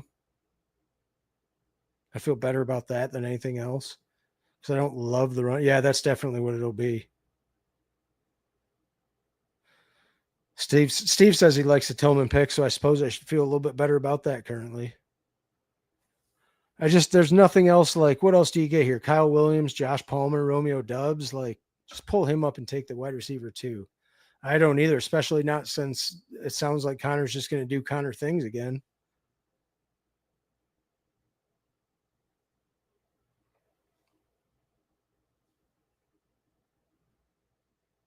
Like just as a free range wide receiver there, I'm not I'm not thinking about another tight end on that team. I've already made my bet at tight end. I'm just looking for spike week guys in this range.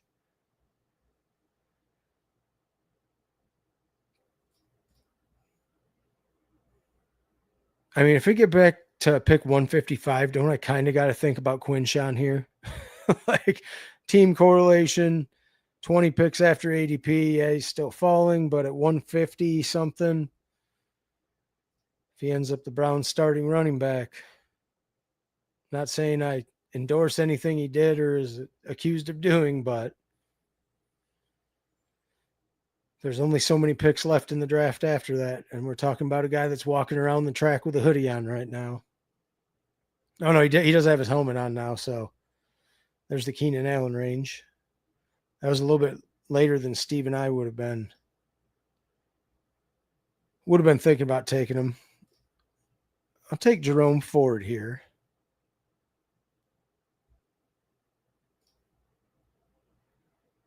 Corey Krosky Merritt goes the pick after me. Brashard Smith. So what I want to see, Dylan Sampson went there. I think what I'll do here is take Quinshon, and this is the anti-Dylan Sampson play is what that is. So then I have Jerome Ford, Quinshon Judkins, kind of the opposite thing I did with Cleveland. I made the anti-Quinshon Judkins play. I made the anti-Dylan Sampson play, and this one just took both of the Cleveland backs there. I feel like with where they're at cheap, yeah, that could be wrong, but Ford still, he's shown us that he can actually be a viable starter in their offense. And if they ping pong to where Ford starts and then Judkins comes in later, I feel like in the 150s, that's probably worth taking a shot on there. Steve, you can tell me I'm stupid at 155. I'm absolutely open to the criticism. Or 158, is that what that was? It's just a fall where like Brashard Smith, Ja'Cory Krosky Merritt, Rashad, which he's probably the best click in that range, I feel like Rashad White would be. We're living a little out here. Double tap the Cleveland running back room twice on two different teams in different directions. We're definitely leaving ourselves open to the interpretation that the season can play out a lot of different ways. But if I'm going to get to where I want to be, I've got 4 picks left. And I want to get to a 2.682, I think, especially after the Judkins click. But in this range, I already have Brian Robinson, so Tyler Algier feels better. Right, like that. I feel like that's the way to play it. Either you be out on him or you be in on him and get Ford where you feel like he can hold the fort down until he comes back from a suspension or something. Where if you don't take Judkins, then just take the Cleveland running back room in the opposite direction and say one of these guys is going to spike occasionally. Got all 3 Cleveland RBs a month ago because I could not make up my mind. I mean, that's kind of what I'm doing here is not making up my mind. But I at least try to make sense in how I'm playing it. Really thin at wide receiver, so I probably want somebody in this range. We do have Steve's favorite click. Well, second favorite click, probably behind Cam Scatterbo, Adam Thielen.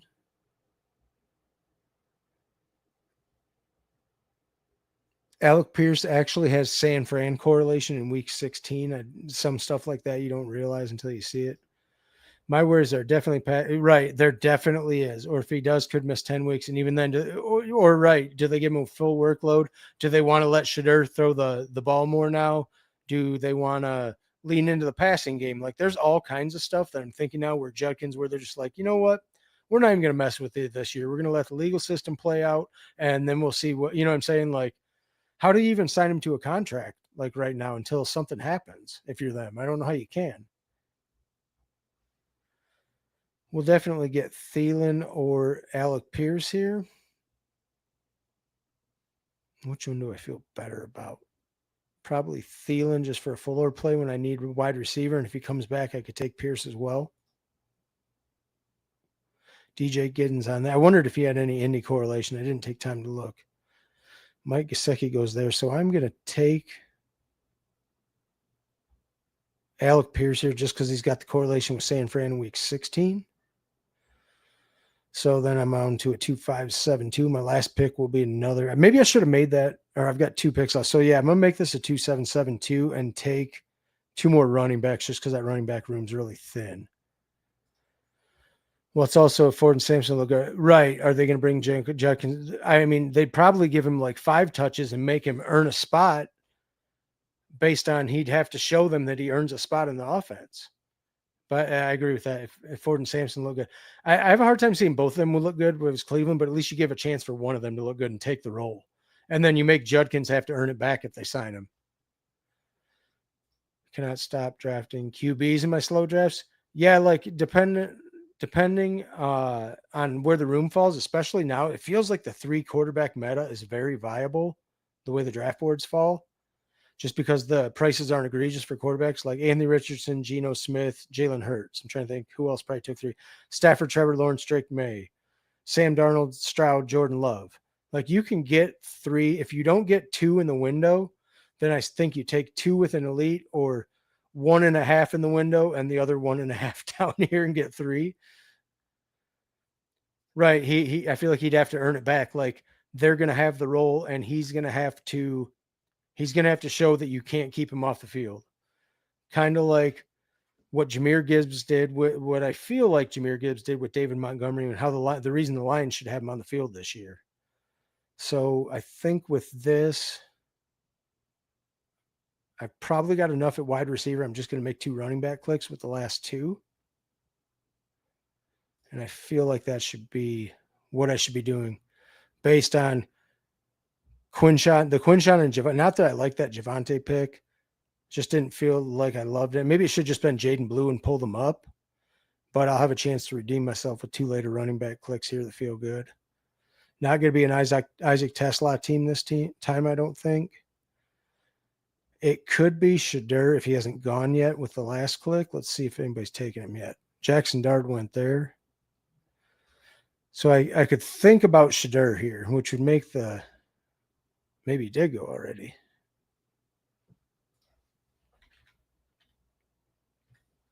Oh, no, he's just not correlated yet because I don't have any, because it won't light up until I was thinking it would be correlated. I might take him in the last round for my 3rd quarterback. Do I love it? No, I think better for this build is the 2 running backs.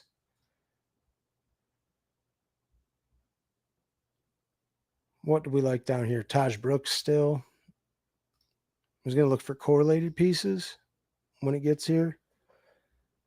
But the way it would be, correlated pieces would probably be like DJ Giddens.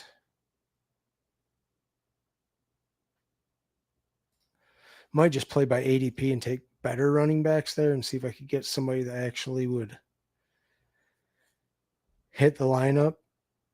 Or just take 2 crazy fun upside plays in Taj Brooks and Keaton Mitchell. That's also fun if they don't go. Just because my running back room's kind of dusty.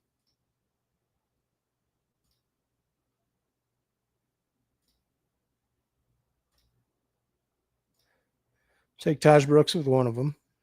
Because I hope I get some floor out of Jerome Ford there where I should be all right at running back. And then Keaton Mitchell for the team correlation with Zay Flowers. It kind of gives me some upside plays because I've got dusty-ass James Conner at running back, which he could still hold it down. But Brian Robinson, you're just hoping for touchdown volume. And then these guys, a little bit better offenses you're hoping for out of the bottom guys. And just where if the starter gets hurt, they should see some volume where you hope they can hit their spike weeks.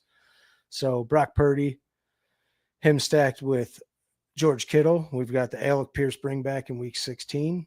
Not much correlation going on this team, but it really couldn't fall the way where I wanted to do it. So I was just trying to hodgepodge the team together in the middle. Jared Goff with Amon-Ra. But then I've got Malik Neighbors, Mike Evans, Zay Flowers, which I got to fall on him into the 6th round where I feel like I had to click him there. Cedric Tillman, Adam Thielen, Alec Pierce with the last wide receiver click, 2772 build. I felt I was kind of shoehorned into that once I took the Hockenson click, but I wanted Hockenson for the bring back in the Amon-Ra game. Felt it was the last good piece there.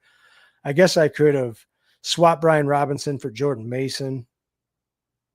I don't know that I like that any better. I kind of feel like the team plays out pretty similar either way. So 2772 in that build as well. Back-to-back 2772 builds. Don't do that a whole lot, but I did that time. Thank you for listening and drafting with me if you were here, namely Stephen Hartman. Thanks for coming in. Anyone else that joined us. I appreciate you tuning in, everyone. The classic. But actually, to be honest with you, I build more 3.573s than anything else. But on these ones, I definitely did do 2.772s in both of them, just because I went more zero RB type builds where I had to try and fill it in later in the back end. Stay hydrated when doing your, oh man, in Florida, I can't imagine. I lived in South Carolina for 2 years.